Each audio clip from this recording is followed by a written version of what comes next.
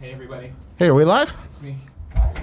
Greg, it's me. The mic's not working. The mic's not working. The mic's not working. It's in the house. Is mine working? Yeah. All right, good. Hey, everybody. Now? Greg Miller's trying to talk to you, but he can't right now. So I can now. You're stuck with me. Oh, you're there. Hey, Give the introduction to the pre-show. Give the introduction to the pre-show. This young man. This is Mark Norris. This is Mark Norris. Here we are on the Kinda Funny Gamescast pre-show. Do what? You want me to scoot you in? Yeah, I kind of feel Pre-shows like I are- need some help. yeah, Like, we're pre-showing. They removed the wheels. Kevin, because can I'm we too see? active. Can we see the questions? Can we see the good people of the audience in the chat? Oh, man. Oh, look at that. We My got somebody. whole life was waiting for that Everybody moment. wait. Oh, we got here. Scooted in by Greg Miller. There we go. So, exciting to have you here today. Let the good people of the world know where you're from. Sure. So my name is Mark. I am from Hangar 13 Games 2K, which is not very far from here. It's actually a beautiful 35-minute drive just across the Golden Gate. And I'm the game director at Hangar 13 Games. And you're here to confirm Half-Life 3, right? That is absolutely not correct. Okay. Well, Yeah. excellent. I just thought, never know. Look at this guy. I can't speak to that. I obviously don't work for Valve, but I would hope to play it someday. That would be so nice. Yeah. Right here? Right here? Okay, great. Perfect. Excellent. So, what we got here in the chat here, ladies and gentlemen, saying, let's go. Go follow it again. Evening all. Hi, Mark Norris, says DJ Kendo. Hi, DJ Kendo. Let's see. Oh, DJ Kendo's already got your Twitter handle. That's awesome. Man, he's on top Indeed. of it. Hey, what's up, Christopher? How you doing, man? Oh, let's see. This is my first time. Oh, hey, first time getting to watch live. Super excited. Welcome. Welcome, Darkness. Glad to have you here today. Now, Mark, you're Tim a busy Gettys. young shirt. gentleman. Oh, thank you. You know what? This shirt I am. did not Cheers fit on roll, cheers 2 on roll. weeks ago. Congratulations. I'm so happy. I just love to humble brag about my shirts. I'm proud of you. It's and your so shirt. much fun being less corpulent than I was because more I've never shirts heard fit. that word until I met you, and I've heard it many times. I like to say since. corpulent, perhaps obese on occasion. I've heard that. Yeah, rotund. I've heard Mark. that for sure. You're here. Yeah. You're going to talk about new IPs. You're going to talk about making games. We're That's gonna have right. a great conversation. Yeah. We're just going to talk about what you've been playing lately. I don't know if Tim talked to Absolutely. you about that or anything like that. I did not know. No, Okay, no, I great. got no prep. That's No right. prep. You know, you walked in. You're like, I don't need. I know about the Patreon. I know that I'm a patron. I know what's going on. So I assume right. you know Gamescast. I do. Yeah. Have you had time to listen to recent episodes? The last one that I listened to was, I think, the July, was it 4th, 5th, or 6th? Somewhere right around whatever that time frame was. Okay. Where you guys were talking about what it took to make it in this industry. You're a part of the industry in particular. Yes. So- That was a Well, let me yeah. ask you a question, Mike. What have you been playing recently? So I just finished Yakuza 6. Ooh, that's gonna be And good. I Okay. just finished as well Danganrompa 3.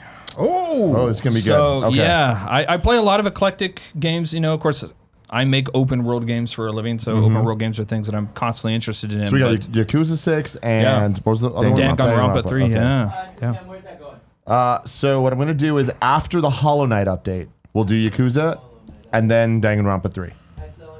Cool. I ain't Thank no you. Hollow Knight girl. You ain't no Hollow Knight. No. Few times been around that track. Yep. All right. BANANAS. Kev, can you give us some? I'm glad you laugh at my stupid jokes. I love it. I love it. Thank you for laughing at my Yes. stupid jokes. They're so bad. I like it. Greg, you killed the fan. Oh my god! Wow! I have never seen the fan go handheld. When you have brute light, regular strength. Oh, that's amazing. Look at that strength. Oh, so well, you're not seeing the bottom of the chat right now. I think we're kind of seeing the top of it. Yeah. Yeah. I'm trying to eat my food. You know what? Some of us got a show to make here, Kevin. Adam Neely says, "Congrats on 180 episodes. That is insane. The first ever episode 180. Yeah, man. Wow. Wow. That's Wow. great. It's a good show. You make a good show, Tim. Oh, I thank enjoy you. listening to your Jesus show. Christ.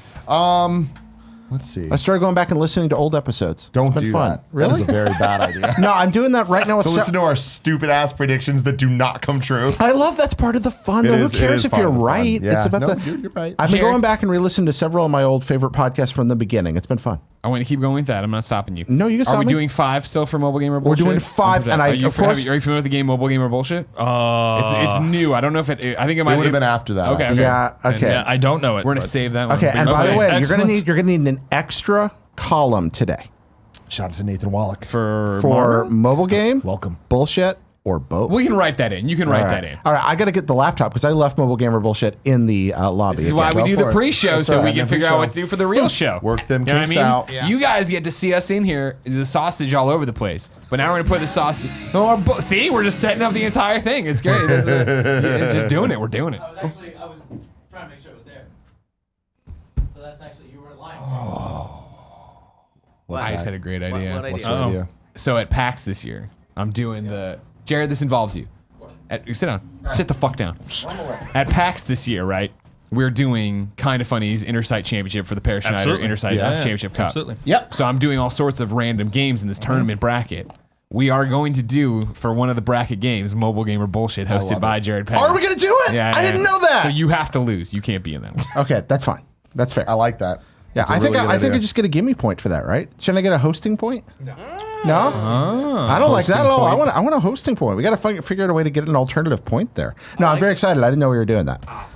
Very excited about Mobile Game or Bullshit coming to that panel. We're doing some exciting stuff at PAX. I can't wait to announce the other panel, but it's not time yet. It's not time. Not yet. We got that exciting, but Greg Miller might be a part of it. Is it that panel you've been talking about for a while? It's that panel I've been talking about for a while. Done got approved. I feel like you've been talking about it on air. No, I've been talking about the Red Dead Radio Live panel on air, but I've not been talking about the other panel on air. Pretty sure you have. I don't think we talked about Not that panel. recently. I think it's been a while. Oh, now you're giving them clues. By the way, Kevin, have you turned off the Windows sound effects? It's impossible. So that's a different computer. That one, believe it or not, they were turned off, but for whatever reason, it kept making noise. But this computer doesn't. Could it be because PCs suck? Nah, I don't think it's that. I don't think it's that at all. Nah, well, we can blame Windows. We don't have to I blame. do. What's your excuse? That Wintel Kevin Koala architecture. just can't do things correctly? Because I'll be damned. I'll be dead in the fucking ground I'll before I stick you admit to that. death You right know now what? with this bone. If it were, I'll do it. If it were a Linux machine, mad at you who would at not be this picking point? up the sound because the sound probably wouldn't work because the Linux drivers didn't exist for it, the hardware. But He's still. right. Linux sucks. Oh, I love Linux. You shut up. Oh, so it doesn't suck. No, It's Linux great. flawless. Linux can do no wrong, other than the fact that there's no drivers for anything and that you have to download your codecs and all the rest of that. Sam Linux is Pepper great. Spray him, please. Yeah. It's also the whole reason the PlayStation Network got hacked, remember? Everybody all mad. was. They removed the fucking penguin was. from PS3 It's and then absolutely like, what it we'll was. get you. They promised and took it away. Remember that when we were going to have that PS2 backward compatibility on the PS3, and then it wasn't there We anymore. had it. Hey, yeah, you had it. Yeah, We yeah, had it, and then it had it in the original It console. had to have And the then it was- silver. and then it you was bought the gone. silver version. If you Yeah. bought the Yeah, one, the you bought that bling.chrome one. version of That's right. PlayStation 3. But if you waited, you got screwed. You know what then? Fucking be a supporter. You know Day what? one, baby. You got to day It's one like it up. Kind Is of that Funny it? t-shirts. You want it? Buy it right now. You never know how long Or it's else, around. who knows? Who knows? It might not be around anymore. Where's this game we play? Ah, here it is. All right, yeah. Today's topic. I did 2 nights in front of a Walmart The in sound played, November Kev. in Topeka, Kansas, to pick up a PlayStation 3 launch. Mark Freeman and How long was your Jorge line? heard the song. Well, we were in the front tent. We were all outside. They wouldn't allow us to wait Didn't play it. inside of a yeah, Walmart. yeah, so yeah, it's yeah. November, The Kansas. windows. Yeah. You know, so this is you and I, right? Yeah, so yeah, you, we're you right went to there. University of Missouri. I went to Yeah, yeah. University of Kansas. So Yeah. you know, we got a little bit of that rivalry That's going their on. Rock, Chalk, computer. Jayhawk. At the same So, time? But yeah, I have so headphones Topeka. on. I think there were like 44 or so people in line, and they told us that they had 42. Wow. Yeah. Wow. Now here's my big hurts. question Yeah, yeah. about this. How many people in line were there just to flip it? I remember the PlayStation 2 launch, and Oh, yeah. that happened, right? Oh, like really? there was a huge problem with the flipping of the PlayStation Yeah, yeah, 2 yeah. consoles, right? Yep. For PlayStation 3, a lot of people waited in that line to flip those consoles. Yeah. And it didn't happen that way because of that $600 price point. no. or- I was like, my story for that, right? Yeah. Is that I was at the Tribune. I had the Yep. Game Over blog. I was covering for my column. Right. And it was the weirdest thing of I loved my PlayStation 2, camped out in line 9 Yeah. hours for it in a mire. And then when PlayStation 3 came around, I was like, not on your life. Right. Am I spending $600 on a Yep. system? Or you know what I mean? Like Yeah. $599 US. Are you kidding me? No way. Uh, Yep. $1,799 US dollars. What? It never makes sense. Don't listen to me. But at least once a was show, that I just say something that makes no sense. A neuron misfired. Anyways, there was no way I was going to buy it, and I actually found myself Yeah. excited for the Wii. Yeah. Because I didn't have an HD TV, I didn't have Ethernet wired, I wasn't about any of that Yeah. shit. So I remember going to cover the line for the PlayStation 2 Yeah, right. or PlayStation 3 outside of Best Buy. Yep. And I interviewed a whole bunch of people, did all this different stuff. And at the very end, I was like, wait, and I was like, hey, and I stepped back and yelled, I'm like, who here is buying this not to resell it? In one hand went up in a line of like 50 insane. people. And I Oh, was it drives like, me you crazy. are all about to get fucked. So this is not going to go the way you think it's going to go. So the worst part about this story that is not staying outside of a Walmart in a tent for 2 days in November in Kansas Jesus. is that my wife was a manager at GameStop at the time. And Did you know her? I did. Okay. It turns out we knew each other at the time. We'd married like 6 years or 7 years or something like that. And I'm like, hey, put me on the #1 on the list. You know, like I'm gonna pre-order the PlayStation. She's like, great, got you. They only get 8. Oh no. They had a sales associate who sold a 9th. So guess who got dropped off the list? No. Yeah. So I literally do not forgive her for this to this day. Good. Yes. I Yeah, wouldn't you have either. like carte blanche to fuck up anything you want in the marriage. You're like, one remember That's it, PlayStation done. 3? Yep, done. Why is everyone talking about the bouncer? Yeah, that is weird. Why is those PlayStation 2 bouncers- comes around, you're gonna talk about the bouncer. Duh. Yeah, I guess it's true. I guess guess it's I got true. really? I was so PlayStation excited for the bouncer, and then that was Because we were all desperate. and We were all I desperate. rented it, and even that was a disappointment. Why were people excited for the bouncer? I Because never we got were that. desperate. Do you remember that? You had that launch lineup that was great. Square was involved. Smugglers Run. Yeah. You got Yeah. your Madden. You got your Yeah. SSX. We were like, Yeah. oh fuck, this is great. Just go And then play your Dreamcast for everything another went 6 quiet. months. Fuck the Dreamcast in the ground. All right, never forgive them for the Sega Saturn. That's why they're out of business. And it was finally the bouncer came, and I remember my friend Adam, who waited in line with me, trying to psyching himself up for this. I'm like, I remember renting it too, and I was just like, I just don't get Japanese games. And then it turned out, no, I was right. It wasn't that great. No, the bouncer is not good. DH Canada's a big fan of it though. Well, DH He wants to Canada, remake and remaster ban him. now. A lot of people are fans of the bouncer. The bouncer has many, Demetrius many Newell, fans. Bouncer's so good. I don't get There it. you go. Hugo Sanchez, Bouncer, still one of my favorite PS2 games. PS2, what a generation. You know what I mean? Oh yeah, Amazing. It's like became one of the great people get- consoles of all time. When you Amazing. ask someone what's your favorite PS2 game, obviously there's like the 10 or so that everyone says, but then there's always like random ass picks that people choose. You're like, Oni. yeah, exactly. Yeah. There's people Yeah. that ride or die Yeah. for Oni. Yeah. You want it's to talk about immediately a it. game Yep. I psyched myself into? I'm like, I'm reading Yeah. EGM. I'm like, it sounds a little bit like Dark Angel, and I like that show, and I need to play something on this fucking DVD player I bought. I'm getting Oh my gosh, I haven't thought about Dark Angel has awakened in my brain for the first time in like Jessica 15 Alba, man. years. I forgot Shout that ever out. Remember the happened. trailer's like, wait, is that girl from Idle Hands? Yes, Holy it shit. is. Yes, I I am am in. in. Poe and I obsessed. Devin Sawa In Idle Hands, in yeah. Idle Hands, yeah. Phil, Fantastic. what was your like off the cuff PS2 game? At the time, it was Amplitude, which Okay. now is kind of like Yeah. a cult classic, but that's a game I'd stand by. I was a day one buy for that. Yeah, no kid. I was What day was one it buy about for it? Frequency. What made you excited about I it? love rhythm games. Okay. And I was like, it was actually for Frequency. Loves It was the PlayStation Underground. You know, when they'd send you those like Yeah, the DVDs and you just like watch the random ass behind the scenes shit that was so 90s. Yeah. Even though it was the early 2000s.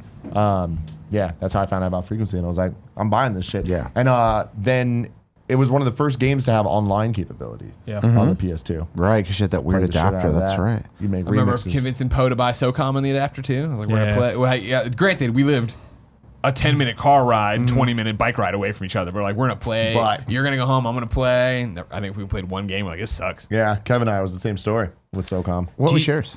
PlayStation 2 game? Yeah, like- it was Oni. Like Oni? it just absolutely incredible game that I didn't know that I was gonna love.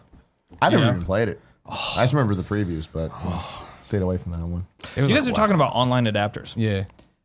I know it's old school. Do you Hold on. remember the I want to very- tell you, this is a great Yeah? practice. You got to start rotating the mic with you. as you Rotating, go. so what? Yeah. How It's does like this always work? be talking to us. Like if you're right, turning okay. to me, you got to do that, and if you're turning to them, There you we got to go. do that. All right, I got to do this. Yeah, Like you got this? it. Yeah, All right, because you was nailed it for me, but then we're rotating on it. Okay. So, Super Nintendo Of course. had an online adapter. The Do you guys remember that? I do. Saddle of You or whatever? It came out with Street Fighter 2. And you stuck the I forget exactly what the name of it was, but you Right. basically stuck it into the top of the Super Nintendo. Yeah. was it it was- the BS? Was that the X Band? It was the X Band. Yeah. That's it. It was Yeah. it. Yep. Sorry. It was Sounds the like X it's Band. Took me a I'm second getting to this figure What's the figured BS out. thing that I'm talking Yeah. about? Oh, you're thinking it's the Teleview, which was a Yeah. Japanese release networking What thing was for that? the SNES. That was still that was a the different Super thing. Nintendo online thing, though, Yeah, right? yeah. Yeah. Sorry, didn't mean to Yeah, interrupt. no, it's totally cool. But it is insane to think about. People talk about how much video games cost, right? To play Street Fighter 2 with a friend on what was essentially a 28.8 modem. Yeah. You had to spend $60 for the X Band. And then Street Fighter 2 at the time was a $100 PlayStation 2 game. Yeah, Or and a on top of that, you had to $100 pay for internet. Super Nintendo game. Yeah. And on top of that, you had to pay for internet. Yeah. I was a Freaking Sega amazing. kid, so for me it was the Sega Channel. Right. Where you bought the deal with the Oh, thing that you plugged in yeah. and you could do it. And I remember always looking at it. My parents were like super supportive of all my video game stuff. And I think they Yeah. a few times were like, do you want to get this thing? Because like it was where our cable company did Oh it. my gosh. And I right. never did because they were always advertising with games I had. Oh, So it's just okay. like, I already own the game. Why would I get this Well, thing? they did have they had some pretty crappy exclusives on there, like Golden Axe 3, but they also had that's where you could play Pulse Man. like which didn't come out in the States. But remember too that I was a terrible Sega kid, where I was the one like, oh, Jurassic Park. Like I was buying the IP games, like that's what I was getting into. That wasn't terrible though. But I feel like then it's always you talk to somebody like then. Jared or fucking Levi Buchanan, who's like, did you play this? Did you play this? I'm like, I've never even heard of these Sega Master System games. I love the old Ghostbusters. Sega Master System games. Sure, There are a lot of good Master System Oh, games. yeah, I was playing the garbage ones. I was like, Ghost House, Ghostbusters, Teddy Boy! There's definitely a thing going on here too. What's Mick up to? Oh, I think I might have played. I don't even know if I played Alex Kidd on my unit. I eventually played it, of course, on like the collections for trophies. Alex Kidd's garbage. Hey, you know what? But again, wasn't that bad. when you're trying to compete with DeMatteo, It's all right until you get to the boss fights and then it becomes Absolutely. paper, rock, scissors. Absolutely. And then it's not. Yep. Then it's not so good anymore. Yep. I've never heard someone refer to it as paper, rock, scissors. Well, it's junk in. Like it's the boss fights in Alex Kidd eventually literally come Usually down. it's rock, paper, scissors. You start with the strongest. What do you mean strongest? Strongest. I will defeat you with my pliability. I don't get it. Oh, I man. shine You good. ready to go, Junk in Kev? point. Yeah. I go this Let's do it.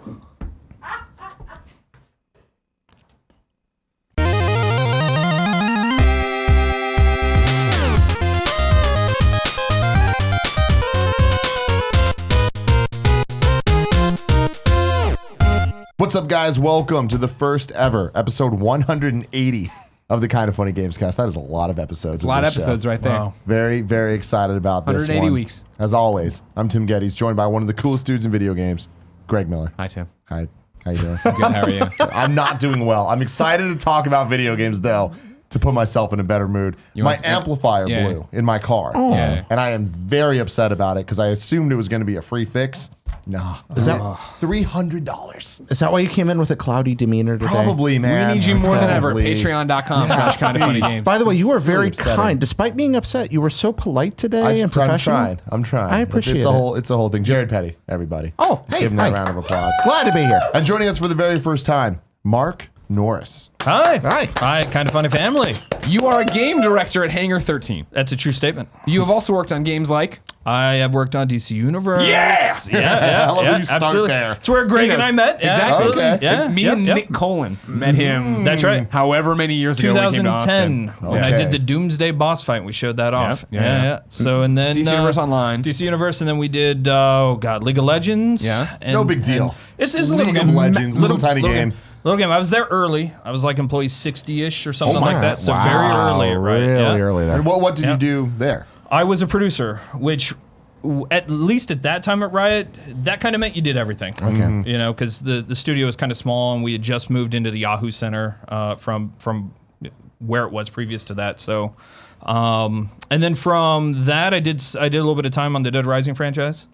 And then from there, let's see, Horizon Zero Dawn. Little game you might have heard of. Little game, yeah. Yeah. Little game, Horizon Zero Dawn. And then, a new IP for Hangar 13 and 2K. And Now, that's you- what we're doing for topic of the show. You want to talk about new IP? I really want to talk about that, of like educating us on what that means. But we'll get to that later, of course. But you've yet to mention the crown jewel. Here we go. Madden NFL 05. Yeah, Exactly. absolutely. I started Madden NFL 05. Madden That's NFL right. 05. Absolutely. That was one of the really good Madden. It was. I'm very proud of Madden NFL 05 and talking through what the salary cap means. That was yes. Oh, this is going to be a very good show. I'm excited for it. This is the Kind of Funny Gamescast each and every week right here on youtube.com/kindoffunnygames. We get together, talk about video games, all the things that we love about them. You can get the show early by going to patreon.com/kindoffunnygames and watching live along with us for just $1 a month. If you want to spend a little bit extra, you can watch the VOD on Fridays, 3 days before its release on Monday, where you can get it for free on What does that youtube.com. VOD give you as well? That also gives you the pre and post show. Wow. Which is fun. Why would you I'll not tell do you it? what. What a Did we bargain. talk for 15 minutes before this about a whole bunch of different things? Yeah. Here's We what I'm did. going to do. We did. I want you to know that I had material today for the Kind of Funny morning show before looking at the calendar and realizing I was not on the Kind of Funny morning show. So I'm going to tease the post-show content for you. I'm going to tell you about how, in the post-show, about how I literally, and I can't remember the last time this happened, uncontrollably cried last night. Stick around. Wow. Will that Wow. What, was it after making love? No. will that That's post what I show be yelled. worth $1? Absolutely. Shout out to Patreon producer Tom Bach and Eric Heitz. Tom for helping Bach! us- Eric Heitz. helping the show happen. And also shout out to all you beautiful people. Oh, the names are for scrolling. supporting Look us. at The that. names There they will go. scroll. They're doing a lot of stuff. And also worth pointing out, I'm sorry. Mark, we buried this, of course, for the Kind of Funny Best Friends. A Kind of Funny Best Friend. Yeah, He absolutely. actually listens to the show, supports us on Patreon. of He's an course. amazing person. Thank you Yeah, very of much course. for that. So Yeah, if of Mark course. wanted to, could he be watching this live right now? I guess technically. Yes, yeah. It seems like we're splitting the atoms of people. That'd be weird. And also, shout out to Party Mode. It's a little show you might not have heard of. We did Party Mode Week, and I don't know when this is going live, so things are complicated. But as of How this do you week, mean you don't know when this is going live? It's your show. You just ran through the I understand, but what I'm saying is like there's no time that we can actually have the Gamescast in Party Mode Week where it goes live for everybody during that week. Is Okay, what that's I'm fair. saying. That's fair. Okay, So, I just want you to clarify. I'm sorry the fans blowing We your love picture. Party Mode, and we want to give it some extra shine because not enough people are watching it. And they're missing out on some really good content. Andy Cortez works very hard on it. His editing skills are unmatched, some would say. Generally I'm one of spe- those people. Yeah, Tim, I don't normally like gameplay shows. Mm-hmm. I love watching Party good. Mode. It's the editing. fantastic. It's the editing. It's so great. It's that magic editing. So go check it out. Greg, what Party Mode episode would you recommend people check out if it's their first time? That's a big old question. You know what I mean? I'm drawn to the Mario Tennis IGN verse Kind of Funny one, but I feel like that one did better than most. So I think a lot of people have watched that one. So then I would say probably the Rainbow Six one where we turn on Andy and was a good he gets one. really mad at us and almost quits. I want to give a shout out to the Fusion Frenzy episode. You love that episode. I do, man. It's super fun. There's a variety of games that we played in it because it's a mini game collection. It's an old random ass game. Yeah. And that was a funny episode. Okay. I like how hype you guys get on the Nidhogg one. Nidhogg ones are always good. Yeah. There's like a rivalry building. end it. Yeah, because they go on and on. There is one Nidhogg episode where Greg summons Satan to help him win. So That actually is a great one. an That's a oldie but really goodie. good one. That is a really good one. Party Mode's a great show. Party Mode is a great show. But Sucks this Andy's is Kind of involved. Funny Gamescast. We talk about the video games that we've been playing. I need an update from you guys. Octopath Traveler. Yeah. Cool. You've been playing a lot more? No. You've been playing a lot more. Yeah. Have you played at all? Not yet. Okay. Not And yet. I use a lot more loosely. My plan, of course, I'm gonna take the train from LA on my Ghostbusters video shoot to go to Comic-Con, and I'm gonna play the whole 3 hours. It's gonna be great. Got on that train, immediately fell asleep. But what I've now been doing is, one of my 2018 on the down low resolutions was that I wanted to take Uber less. You know what I mean? I wanted to either ride my bike to work or I wanted to take the bus. So I've been taking the bus a lot more, and so I've been playing there. But first world problem, my bus ride not that long anymore. So my Octopath update is that I've assembled the entire team. The last two characters, Got those 8 travelers. Yeah. I got the whole. I got the last two travelers. We talked about stories and narratives not working, as well as I thought Primrose's did. Right. I'm gonna screw this up because they're still so new to me, and of course I'm playing with the sound down on the bus. Tressa, the merchant. There's a horn on our end. Don't worry. The merchant. Really like her voice actor. Really like her story. Really excited to have her on my team. I like her skills so far. And then the warrior. Kevin, can you pull up the? Ulbrich? Yep, Ulbrich. Thank you. He was my final guy to assemble the team. Really like him too. I think his story's super cool. So I am struggling because I'm still obsessed with Fortnite, and that means that like last night I was like, I'm gonna play a match of Fortnite and then get to Octopath, and instead played 4.5 hours of Fortnite addiction. and then went to bed. And so yeah. But I came into work this morning. There you were playing Octopath. Because sitting I at your finished, desk. I finished the train, you know what I mean? Yeah. Like that's the thing. If there's internet, it's Fortnite. If there's no internet, it's Octopath. But Octopath, I am falling more and more in love with the more and more I play. Great. Great. Another update. Hollow Knight. Andy! Andy! Game's so Don't good. call his name. Don't call his name. Andy Cortez. Can we get you on shock mic, please? Can we And make Kev, sure the can we make shock mic is turned up? Jared, Yes, what's sir. your update on Hollow Knight? You were talking a little bit about it last week. Yeah, I really like Hollow Knight. It is a spectacular Metroidvania. I don't really know how to articulate it except to say that it's both beautiful and very thoughtfully designed. People talk a lot about the lore under the surface, and more of that is seeping up into view, and I like that part of it. But what I'm grabbed by is the imaginative gameplay, and also the simply brilliant use of palading. A lot of games... palading's very subtle, and you don't usually notice it when it's happening, but the hues of every individual room are so artfully and thoughtfully done, but they're unobtrusive. It's not a game that you sit and go, wow, this is beautiful. It's a game that you play and just go, I'm stunned by how understated but thoughtful every little difference in color is. I'm playing this shadowy game that never feels dark. That's rare.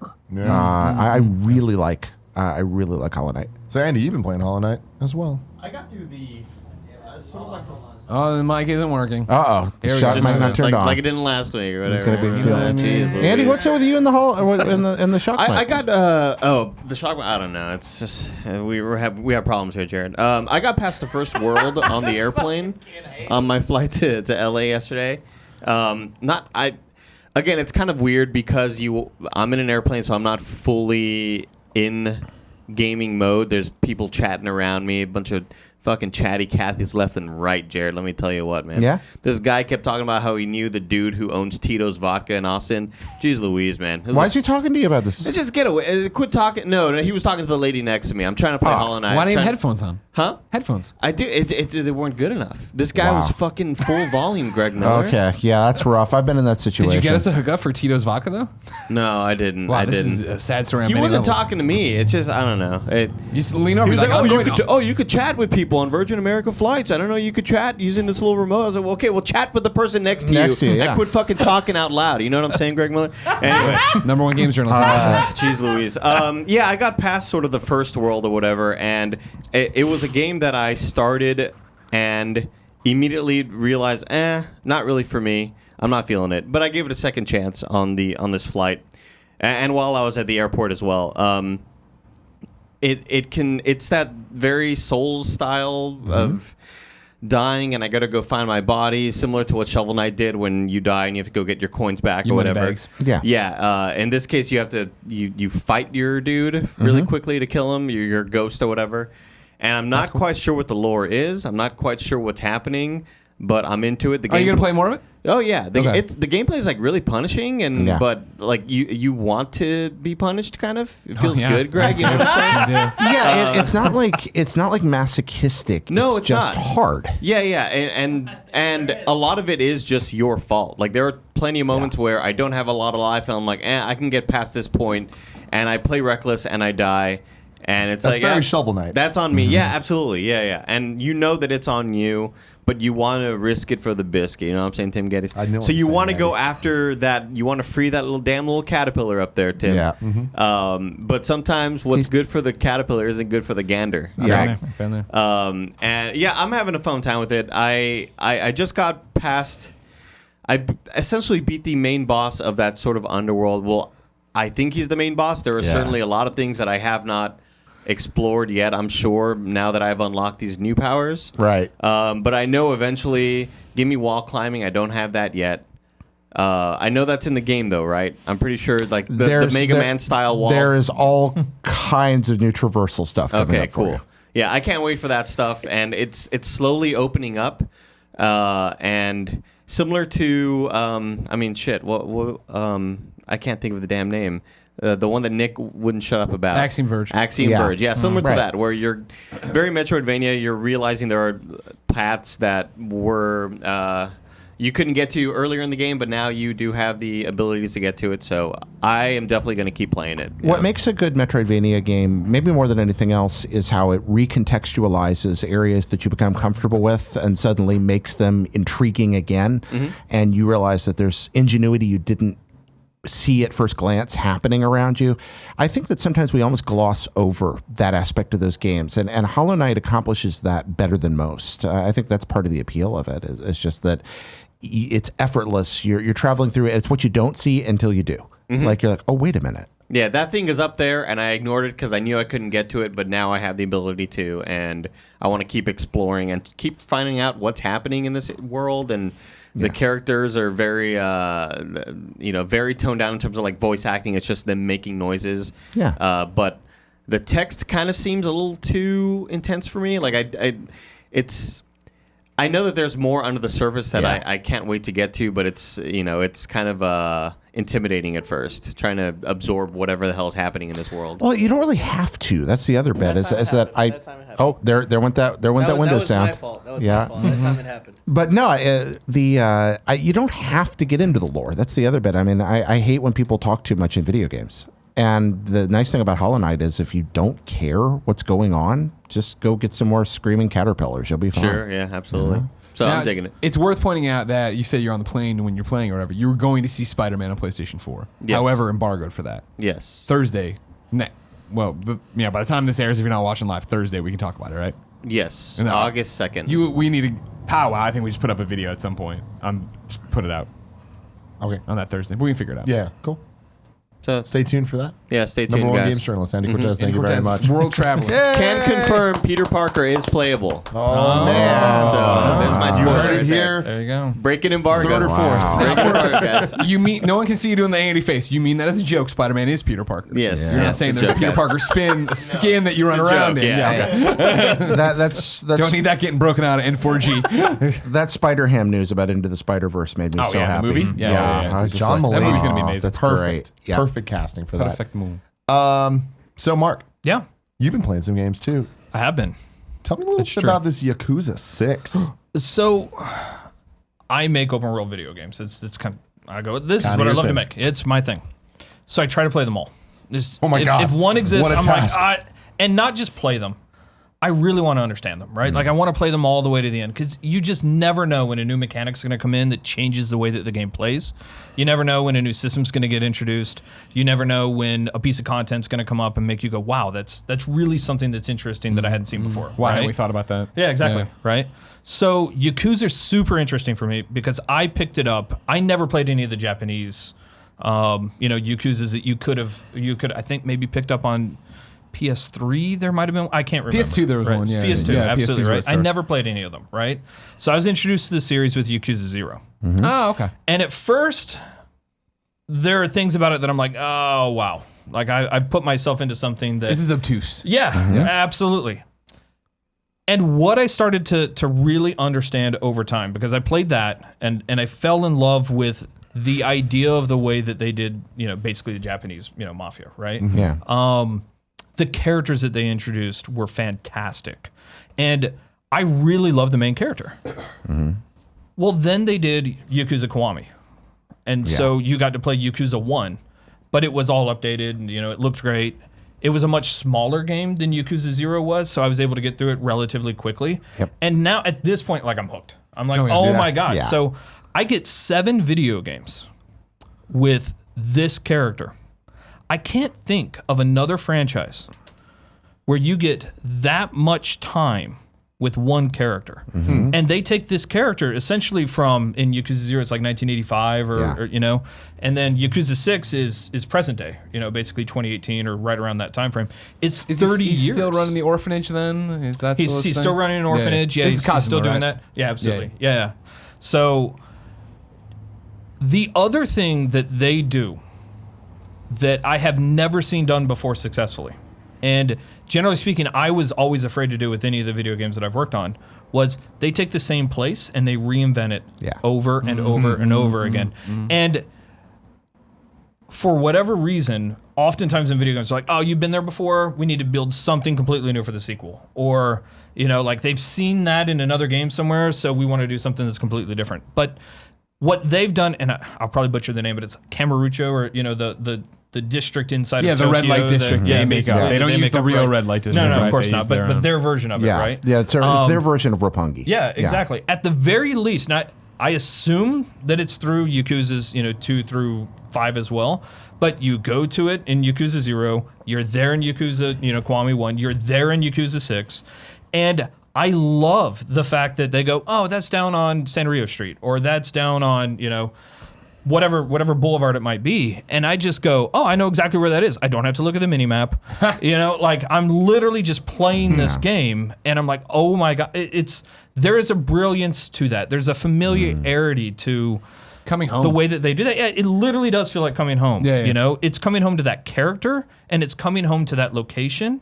And it's coming home to that wackiness in some way that I just Pick up the I fall in motorcycle, love with. smash it into pieces. It's so fun. How do they keep it from feeling too samey?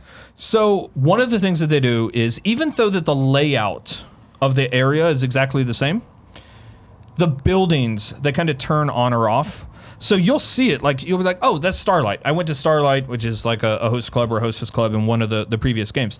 Well, you can see the facade of that as you're passing by it. So it's in the same place that it was, but it's now not an enterable building, right? But another building that wasn't enterable before now becomes an enterable building. cool. So ultimately, you really get to fill out and flesh out, like you were like, oh, I saw that marquee or whatever in one of the previous games. It wasn't available to go into at that time, but now it's open. And now I get to explore what this part of this building is, and what the city is, and what stories they're trying to tell me here. And then they turn off certain things, and then they do some smart stuff, which is at least in each of the games so far. They do take you to a different location, right? So they take you somewhere, Onamichi, and which is. I don't know if it's actually there, but it's in the Hiroshima district inside of Tokyo, and then inside of Japan, and then in Zero you go over to where Goro Majima is from, and I can't remember where exactly that is, but it is a totally different location than the Tokyo Red Light District that they introduce you to. So you don't actually get as burned out as you might think, because you actually spend 30-40% of the game outside of the city.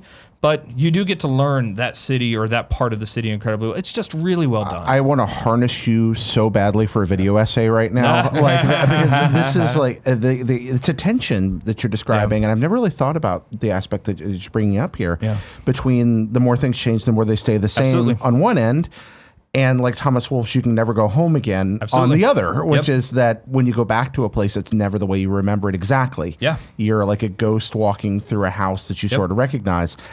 That's really cool, and I'm just kind of sitting over here going, because I hadn't thought about how that worked in those games. In Yakuza 0, the way that you save your game is at a telephone booth, because in 1985, telephone booths were a thing, and there's a quest in Yakuza 0 where somebody has like one of those giant cell phones, and they're like carrying it around, like it's like got the backpack on, and it's got the phone, and the only thing you can do, because you can retrieve items also at I don't know why, but apparently that's what you do in Japanese cell phone or Japanese phone booths, is that you can retrieve your items and save your game. I've retrieved many items from Japanese phone booths. Exactly. When I lived there. But by the time you're in Yakuza 6, obviously they've removed all of those phone booths. Like they're not there anymore. Yeah. And that's true of the way that works today, of course. Yeah. So, they had to figure out a different save mechanic. Now you can save it anywhere. And it's because you have a cell phone, and it makes sense. They do a really good job of thinking through what it means to move through decades, And of course, the studio that I'm at now does the Mafia series, right? We're building a new IP now, but one of the things that I loved about Mafia 2 was that it was a game that took place over the course of several years, a decade or so, right? And when you go to prison at some point in Mafia 2, when you come out, all the music's changed. Season's a different season. The buildings have changed, the makes and models of the cars have changed. And there's just something about that lived in sort of city feel that I like it when video games do that. I think it's really smart, and I don't think we do enough of it. So now you just make me want Mafia cross Yakuza. Yeah, I want that awesome. so bad. That'd be amazing. Crossover of the century. I never really thought about how Yakuza 0 is kind of like Shenmue if it were fun. Absolutely. That's just taking shots. I love Shenmue. I love it, too. but I am not going to lie and say that Shenmue is flawless or that they're It's fun. Shenmue is The difference between flawless and fun. Shenmue is fun the way like Flanders kids going to church is fun. There's like it's like Look for those sailors. Yeah. You got to look for those sailors. What do? What's the other game you've been playing? So I play a lot of stuff, but the one when I kind of put down, it's one of those things where you kind of pick it up and play it for a little bit, and then you put it down. So Danganronpa 3 is something that I love the Danganronpa series. Mama Kuma coming back. God, I love Monokuma. When I went to Tokyo for the first time, it was for the Horizon Zero Dawn sort of press event for the Tokyo Game Show in 2015. And the one thing I had to get was a Monokuma backpack. Sure. Like it was the one thing I'd have, because my daughter was 14 or 15 at the time. She wants to someday be a writer. And the game that she loves the most, and I don't know what this says about my 18-year-old daughter, but the game that she loves the most is Danganronpa. Like, she freaking loves that game. So it's one of those games we actually play together. That's awesome. And so it's really cool. We could not find one, bizarrely. Really? Like, you would think that would be everywhere, right? That face, right? Yeah, exactly. Monokuma's Could not face is find it everywhere in Japan. But Sony PR in Japan, Sony marketing PR, Sony localization, they found me one, they sent me one. They were amazing. Nice. So can't thank them enough for that. But yeah, I love Danganronpa as well. And I think it is mostly, it's a similar thing. The school changes. It's not the same. But there's a weird familiarity. Even though the level design has completely changed, you get it. Like you understand it. It feels like an evolution. Absolutely, right, it does. It absolutely does. And we won't talk about. They did like a first-person shooter Danganrompa that I was like, nah, nope, not gonna do that one. Far. Yeah, it was a bridge too far. Ultra despair. Danganronpa, Ultra despair girls. Yeah, exactly Yeah. right. But I love the characters. I think they do a fantastic job of building characters and relationships, and that's something Do the that I look games at. evolve over time? Because like I've never played them. When Yeah. I look at them, I'm like, these all just seem like the same thing. There's an underlying storyline that I find particularly interesting. You know, it's kind of like what's happening in the world outside of this school that they're kind of figuring out over time. And one of my favorite movies of all time is Battle Royale from Japan. And so for me, Danganronpa is like, that's it. Like, that's the movie, and this is the video game version of that movie. But it tells a bigger story, right? And my favorite video games are the ones that tell two stories, right? The one story which is we're saying something, right? One of the reasons I joined Hangar 13 is because they said something with Mafia 3, right? But then there's that other story that we want gamers to tell, right? And Fortnite is the best in the world right now at this. And, you know, when I was on League of Legends, they did this very well. The water cooler story that you tell about this Leroy Jenkins moment, or, you know, whatever it is that it might be. He was building a fort, but I came up with this background. Exactly right. That's exactly right. So for me, the challenge in building video games that I want to build are how do we make sure that they tell two stories, right? That's got to be So, tough. Yeah, give them hard. enough. Give them enough to do so they feel like there's a story, but then give them enough freedom that they feel like they can make their own. It Is that what draws you to open world game development? It absolutely is. Yeah. It absolutely is. You know, and there are certain, I think, companies that do that incredibly well. I think you could point to Grand Theft Auto as that tells an incredibly cohesive, fantastic story, but then also gives this world that allows people to just tell whatever story that they want to tell with their friends. Yeah. So. Yeah, Greg's got one of the best stories about this I've ever heard around Red Dead. I when you were talking about I love this. Do you have a minute to tell it? I think so, don't we, Tim? Do we have a minute to do? Can we talk on the show about Take a video minute, games? Greg, please. If you've never heard it, so my Red Dead story was Yeah. I got Red Dead and I'm like, John Marston's a stand-up dude. My John Marston's a good guy. He's not going to kill anybody. He's not going to do the bad stuff. Okay. He's not going to do the bad stuff. Yeah, You know, right. I'm going to kill He's plenty. he's going to have to I'm gonna shoot kill a couple of dudes. hundreds of people, Right. but I'm Yeah. not going to be Yeah. I'm not going to be not a bad cowboy. You're not going to be a black hat. Thank you. Yeah, there you go. I'm not gonna be a black hat. I'm not gonna be a bad person. Right. And so there was that side mission, you know, hours and hours into the game I've been playing it, where the old man wanted you to get flowers, go gather flowers for his wife. And when you finally come back with the final flower, which of course is a throwaway side mission, I'm just doing a million things. I'm checking all my boxes. Sure. And I brought him back and gave him to him. He's like, oh, great, come on in and meet her. And he walks you in, and it's his mummified wife in the chair. Like she's been dead forever, and he's got Alzheimer's or whatever, and just can't. He's got dementia. He can't piece it together, right? Yep. And I'll never forget. He's like, oh, and John's like, all right, whatever, man. And like, John walked back out of the house, and I remember looking at the beautiful skies, big blue sky, you know, the rolling hills, it's green and everything else, and just going, and opening up my wheel and getting the bandana that would like hide your, you know, whatever bad act you did, hide your reputation, putting it on, and walking back in, walking behind him, pulling out my gun and shooting him in the head. It's a good story. And I didn't do it to be an asshole. I didn't do it. It could be funny to kill him. I was just like, this is a mercy kill. Like I have to take care of this man. Like this man can't take care of himself anymore. And the mission's over. That was just your narrative. The mission was way over. I'd gotten the XP or whatever I love Red Dead that. used to give you, and it was like, I'd walked outside, and the thing is like, what do you want to do next? And I was like, I want to go back in there and take care of this. I can't leave him like that. Every player's story is unique. Yeah. I think that is such a powerful thing to think about when we build video games, right? Yeah. Like if we can find a way to make that true, we're just going to be successful. Well, that's what separates games from movies, right? Absolutely Is that right. I watch a movie, and I'm like, Absolutely I right. never would have made that choice, never would have done that, blah blah. Yep. And then even the games that flip it, no spoilers, because we'll get in trouble, of course. With somebody, but the end of The Last of Us. Yeah. Like when I was like waiting for the choice and the choice never comes, and I'm like, Yeah. oh, you're making me do this to tell me your story. Yep. That's rare in video games. It was. Where it's not. I sat down with Angie just last week, my wife, and she's never played Shadow of the Colossus. And she's always wanted to. I've talked reverentially about it. Yeah. So we sat down, and she's getting into it and learning to do the controls. And she gets up to the first Colossus, and the voice, you know, the tutorial voice is telling her what to do next. It's like, you know, you got to kill it. It's just, I don't want to. Yeah. When do I not?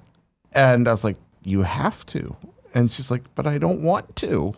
It's like, well, you're not going to go any credits rolled. And she's just like, but I thought I was going to make friends with it. I thought it was about me and I'm like, no, this is a game about doing horrible things that you don't want to do. Let me introduce you to The Last Guardian. And Be friends with that thing. Exactly. But she's just like, Don't be she friends looked with at the me and she camera. said, I totally see the merit to this, Yeah. but I can't do this. And that was it. That was the end of the game. She's like, I don't want to kill it. I love that. That's just like, no, I'd rather not play. Those moments, man. It's just like they're Absolutely. very few and far between. I think when it's like those ones that stick with you. But for me, it was Halo 3.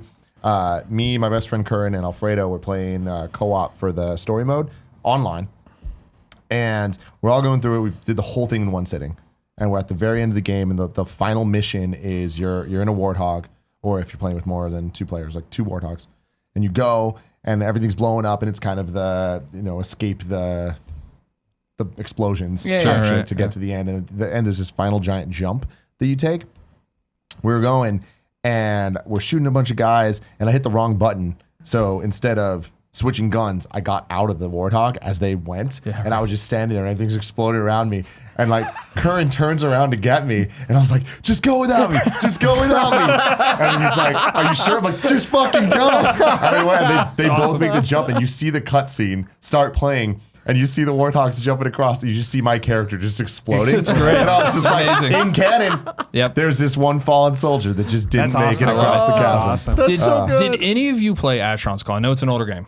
I know so Asheron's Call was a game that Microsoft did. It was their first MMO, and it was made by Turbine up in Maryland or up in Massachusetts, right?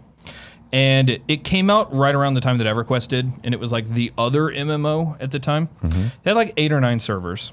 And they did monthly content drops. It was like their thing. They were like, every month you're going to get new stuff. This is why you're paying $9.99. You're going to get some new stuff. One month, they dropped a piece of content that was, here's a new dungeon. And when you go into the dungeon, you're immediately flagged for PvP, so nobody can, you get to the end of the dungeon, you're going to unleash the evil in the world. So 8 servers within the first couple of days, because that's how people, consume MMO content, basically run through, they release evil in the world. One server decided, we're not evil. This is not what we're going to do. We are going to put up a constant vigilant guard of protectors. Fuck yeah. Around That's so this, good. around this, this shrine that they had to destroy. Yeah. And Turbine is losing their minds because they're like, they have to destroy the shrine, or else what are we going to, we're going to have like branching servers? Are we going to have like this server doesn't get the update? Like, what the hell are we going to do? Right. I And so love it. like I had heard, and I can't confirm because I wasn't there, but I had heard like devs were starting to come in and try to get through, this OP defense. devs are coming Yeah, in. Exactly. Like, Great. this That's defense is awesome. just holding strong, right? And by the end of the month, they hadn't done it. They had it they had So good. totally ensured that this shrine had not been destroyed. So Turbine's like, we don't know what the fuck to do. And the decision that they made was, hey, look, it's really hard for game developers to do divergent servers, right? I think that would have been great if they could have done something like that, right? They decided to erect a shrine just on that server for the protectors and defenders of the faith or whatever. So awesome. I thought that was a pretty good compromise, but that player story for me is like, that's what it's video all games. about. That's video games. That's Yeah, why I no. loved Eve. Eve was just that all Absolutely. the time. Yeah. It's that to just finally be like, I'm going to eat my life doing this, but Yeah. that's every day in that world, and that's why I think it's beautiful. Yeah, it is. We were at San Diego Comic-Con. San Diego. You got to be in a commercial for a video game. Right, which is I a filmed that pretty big deal. Ghostbusters World video. Right, yeah, I went down to LA on last Wednesday, a week ago today, and filmed that. So yeah, an ad for Ghostbusters World. But then went to Comic-Con and got to play got to Ghostbusters play World. it. Oh, yeah? So of course, this is one full of disclosures. So to be clear, I got cast in the Ghostbusters World commercial, or whatever you want to call it, video. You can go see all this stuff on my Instagram. One day the trailer will be out somewhere, and you can see it, and it'll be awesome. And I'm a live action Ghostbuster with the Ecto-1, and it's amazing. And it was a million dreams come true. We should do a GOG topic on it someday. However, I mean, you trust me, so I tell you a grain of salt, you understand a grain of salt. That was the deal. There was no now talk about the game, and we're gonna tell how much you like the game or don't like the game, because You went to go play it by choice. Yeah. Went to play it by 2 different arms. Yeah. One hired me to do the commercial, and then the PR arm contacted me as video games number 2 journalist. Greg Miller to go play it or whatever. So at Comic-Con, I actually got to go play and screw around with it. I love the idea that you got to go to a shoot and you brought your own costume. How often does that I know, right? They were pretty stoked when they cast me. I think yeah, they were like, going to a now film I'm like, I'll shoot. bring my own. It says Miller. I'm like, oh shit, all right. Yeah, that's beautiful. Yeah. So is Ghostbusters World, if I remember correctly, Lay it it's on the me. Pokemon Go-esque game? Yeah, this is Pokemon Yeah? Go knockoff. Okay. Yeah, of course. Yeah, the idea is that you're running around catching more than 100 ghosts. It's still in development, so they haven't like locked down catch their 'em all. number. But there's a lot right now. There's a lot more than 100 on the little the Tobin Spirit Guide. We'll see how what the final number net side is. But yeah, it's Pokemon Go. They handed me the phone and you turn it on and you're the Ghostbuster on they're working with Google Maps, so it's very much like Pokemon Go. They're doing, and I haven't played Pokemon Go since the literally Pokemon Go craze, when it first started. So those first few weeks. So I'm not sure if Pokemon Go is updated to this, but they're using Google Maps in a way that when you spin it around or move the camera up and down, you get like kind of like invisible structures. So like when we were playing next to Petco Park, like they spun the camera and like, oh, there was Petco Park. Like it's giving you not just the cross streets and things and their version of gyms or whatever, there's like actual things there like you can orient yourself based on, which is cool. Yeah, that's cool. But on top of that, there's ghosts all over, and then there's these dimensional doors. Dimensional doors act as Pokestops. You go there, you get items, your traps and your whatnot and all that jazz. Are the ghosts drawn from the old cartoon show or from Ghosts are drawn from everything, which is really cool. There's, it's a very limited demo build right now of what you're playing. But yeah, ghosts are from the movies, they're from the cartoon, they're from the comic books, they're from any other video game that's happened before. And they're using, the proton pack you have, right, is more than just the Neutrona wand. It is from the, whatever it would have been, 2008 Ghostbusters game that I reviewed, 2009 Ghostbusters game that I reviewed. Well, I guess we're in the new one. Whatever, doesn't matter. Where you're using like the boson cannon, like you're changing, all these different things that ghosts will have weaknesses to or strengths to and all that jazz. So I was just using a Neutrona wand, so just your classic Ghostbuster stream and running around and do that. Again, grain of salt. It's a game I'm going to play, and I'm obviously literally the target audience. Like I'm the bullseye of that audience, right? I'm like, who's a Ghostbusters guy? Who wants to bust some ghosts? Greg Miller. Who wants to walk around there? But it's like I was playing it, and it's like, yeah, okay, I'm totally going to play this. And like you have, your Pokedex is the Tobin Spirit Guide, which is so well known from Ghostbusters. They're like, yep, I want to fill this in. I want to get all these, and I like that you can lose. You know what I mean? Like Pokemon Go. Obviously, you throw the ball, they get out of it. You lost, whatever. Right. This one's more active than that. Of like, you see it on the map, right? Like, okay, there it is. There's a ghost over there. There's the chef ghost. There's a slime or whatever. You click on it. You go into the AR battle, which of course you can turn off or whatever, but it's cooler to do it in the AR and have it in the real world. You go in there and you have to click on your PKE meter that bops it out. And you got to use your phone to go like this to get the readings, to find it. Okay, and like the thing's moving as you get closer. Ghost appears, and then it's like you're using your proton pack how you want to. You're zapping them, wearing them down. They have a health bar, but then they have attacks they can hit you with that'll slime you.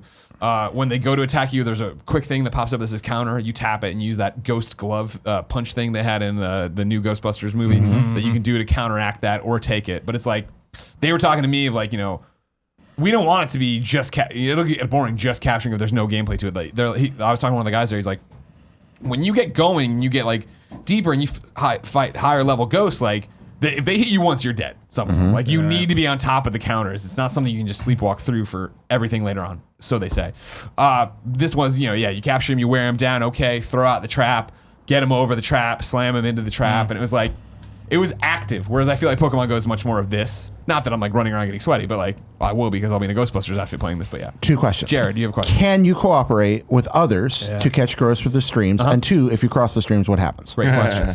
I, of course, would never be silly enough to cross the streams, so I can't tell you what would happen. However, what's cool is that yes, you can collaborate. Cool. Rad. Not for every little ghost. Instead, they're like raid bosses. Okay. So like they had one obviously triggered there, and it was Stay Puft. And so like you hit it and then Stay Puft Marshmallow Man's there, right? And you go in there and it's up to 4 players. You create the room, you do whatever you want with it. And then you go in there and he was a bitch. Like he had a huge, it's a raid. Like he had a huge health bar. He was calling out other little Stay Puft Marshmallow Man, the minions, and they were throwing stuff at us and blah, blah, blah. So you're in there and I was doing it by myself for a while. One of the other people jumped in, then passed the phone off to another guy, and then came in with like a souped up account, and then really started knocking him down. So there is this aspect of leveling up, becoming a better Ghostbuster, doing this. There's a story mode to it where you're running around doing all this. There's PvP, which isn't ready. They're going to talk about it later.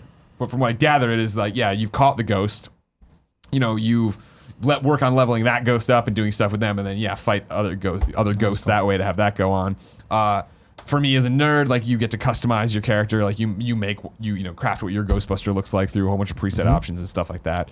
And like I don't know the legs I'll have with it. I don't know if I'll become an Andrew Goldfarb about it, but for sure when it drops, like I've been telling you, like I want to fucking make dumb videos here of us in a Ghostbusters uniform walking around, catching but ghosts. Also totally, and it's what works for Pokemon Go so well. Of like, I could see me waking up and be like, hey Jen, let's get a cup of coffee and walk around and just go do this and screw around and get a whole bunch of stuff. So honestly, I'm doing I'm doing the video, and I'm like, I'm putting up all the Instagram stories and all that stuff, and I'm just like, this is awesome. And again, the agreement, and I'm like, I'm cast as an actor, so if I don't like the game when I get the game, I'm gonna say the game's shit, right? So, but my big thing was like, man, I hope this game doesn't suck. Like, this is a fun experience, and it's gonna suck to be like, remember that time Greg was in that Ghostbusters commercial? Yeah, it sucks. The game sucked, but whatever. You know what I mean? Like, I'm cautiously optimistic that this one actually seems like, all right, cool. Please tell me I can go to the world's most famous haunted houses, castles, graveyards, and find special ghosts there. And tell me that's going to happen. I definitely think you're going to have special ghosts around special places.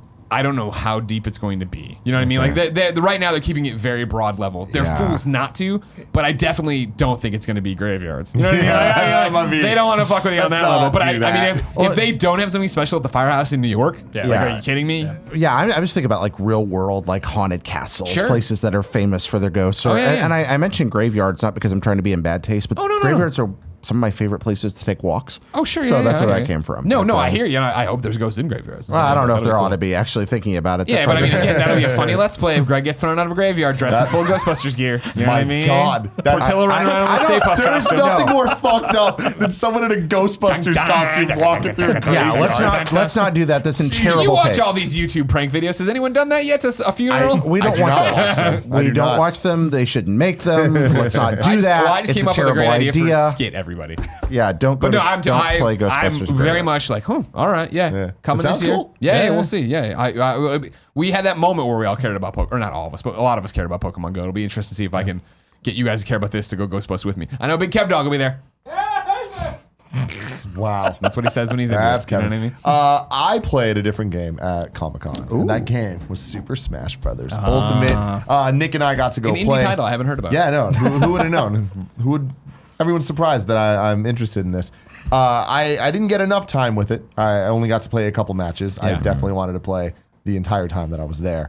But yeah, Nick and I played. He won a couple. I won a couple. Playing around with a couple of different characters. I tried playing as the new characters a bit as well because I wanted to get the taste of how Inkling and Ridley play. Sure. Inkling seems a little OP right now. Like definitely there's a lot going on, but I feel like every time Smash adds a character with new mechanics, there's always that learning curve of people just trying to understand like when Little Mac added his little power meter where he has that one-hit KO move or normal, like a very strong move. But Inkling with the whole ink system that it has is interesting. Ridley seems like one of those characters that's going to be very low tier until people figure out how to use him, and then he's going to be a beast. But yeah, he was pretty hard to use. So I was like, I don't know about this, and I was seeing a lot of other people play as him and just getting their asses kicked. God, this game's good though. Yeah. We got to play for the first time 1-on-1 because last time at E3 we had to play 4-player with all items on.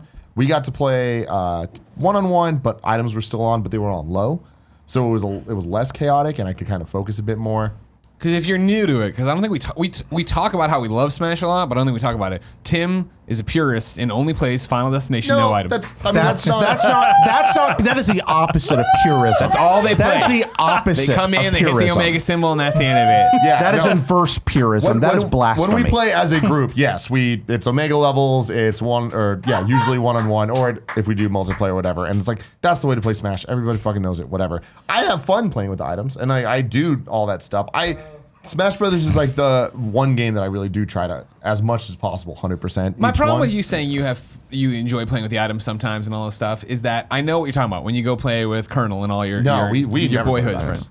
Well, wherever you have a second family somewhere, because I only play Smash with you people, and you only play with items off Omega. Yeah. So where's this other family? You're taking out the ice cream while I eat glass. When I just play by myself, like a lot of the single player stuff. Okay. You can't turn items off in you single can get player. the Cherry Sundae. Okay. And I play the fuck out of the single player in Smash Bros. And I enjoy it. And some of the new items they got going on in this one are really cool, and I love how they just changed the dynamic. The final smash ball that they added in Brawl, like anytime we play with items on, the moment that thing comes, people stop focusing on hitting each other and they're just running and hitting the thing, right? There's now a fake smash ball that if you hit it, instead of getting a final smash, it explodes and it's bombing it. Is it obvious? Can you tell? Or is it like... Yeah, the color's different. Okay. But in the heat of the battle, there is still that moment where we both stopped fighting and ran after, and then Nick fucking blew up. And it was like, it's just awesome. Like, that's the magic of Smash Bros. Is the fucking chaos and insanity. But I also love that you can turn that stuff off. Can I ask you a question that I haven't heard answered that I think is a dumb question, but I'd still like to propose, just to put it out there. And I'm thinking more of what we've seen in Mario Tennis. And I guess since this is a new Smash, but it's got everybody, but we're unlocking everybody as normal, right? New challenger approaches. They're not. It's not going to be like everybody's unlocked at the jump. At the jump, it is the N64 characters. Thank you very much. And then from there, they're still not exactly clear on how it's going to work. But if the other games have anything to say, I imagine there'll be specific challenges you can do to unlock specific characters. But there'll also be a way of this many versus matches gets you a character, and then every 10 matches you get a new character. Gotcha.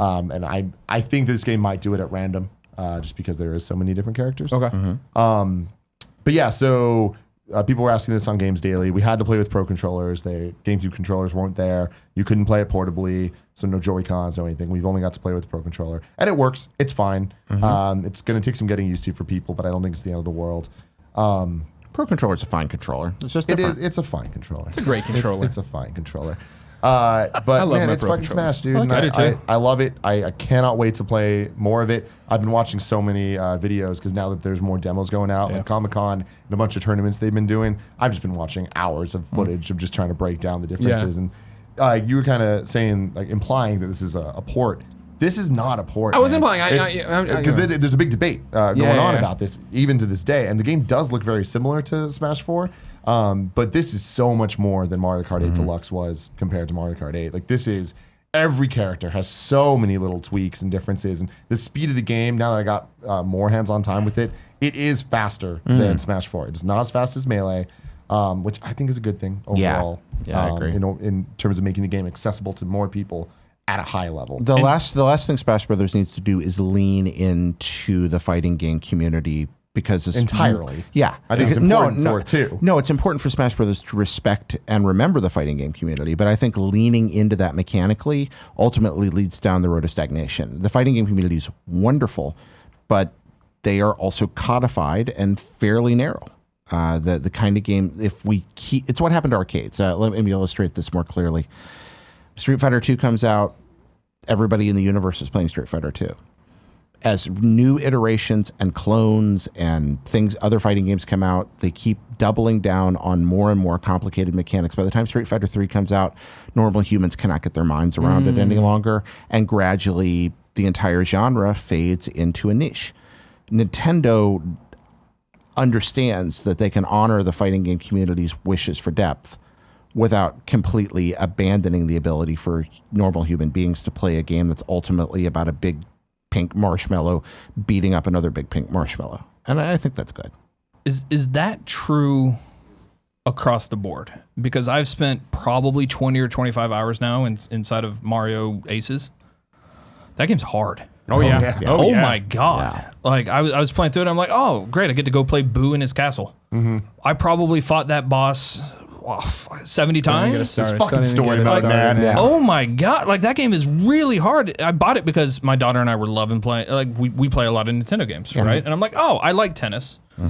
I loved Mario Tennis, right? And so I'm like, all right, great. Let's pick this up. No, that game is hard. I think it's a miscalculation on their part. I think it was a mistake. Yeah. I really do. It definitely seemed like that went out quick.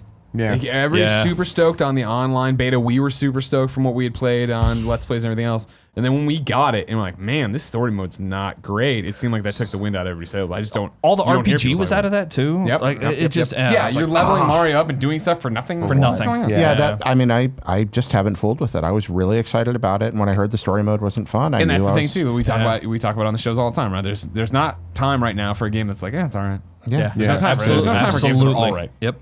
Smash has always been, I feel, pretty good about respecting the fighting game community and just casual players. Yeah. And, there's definitely some exceptions to that. Like tripping in Brawl was such a mistake. Tripping was the best. It's so stupid. It doesn't make any sense. Like, why would you add that functionality? To make fighting game players angry, and that's why I love it. It's so dumb.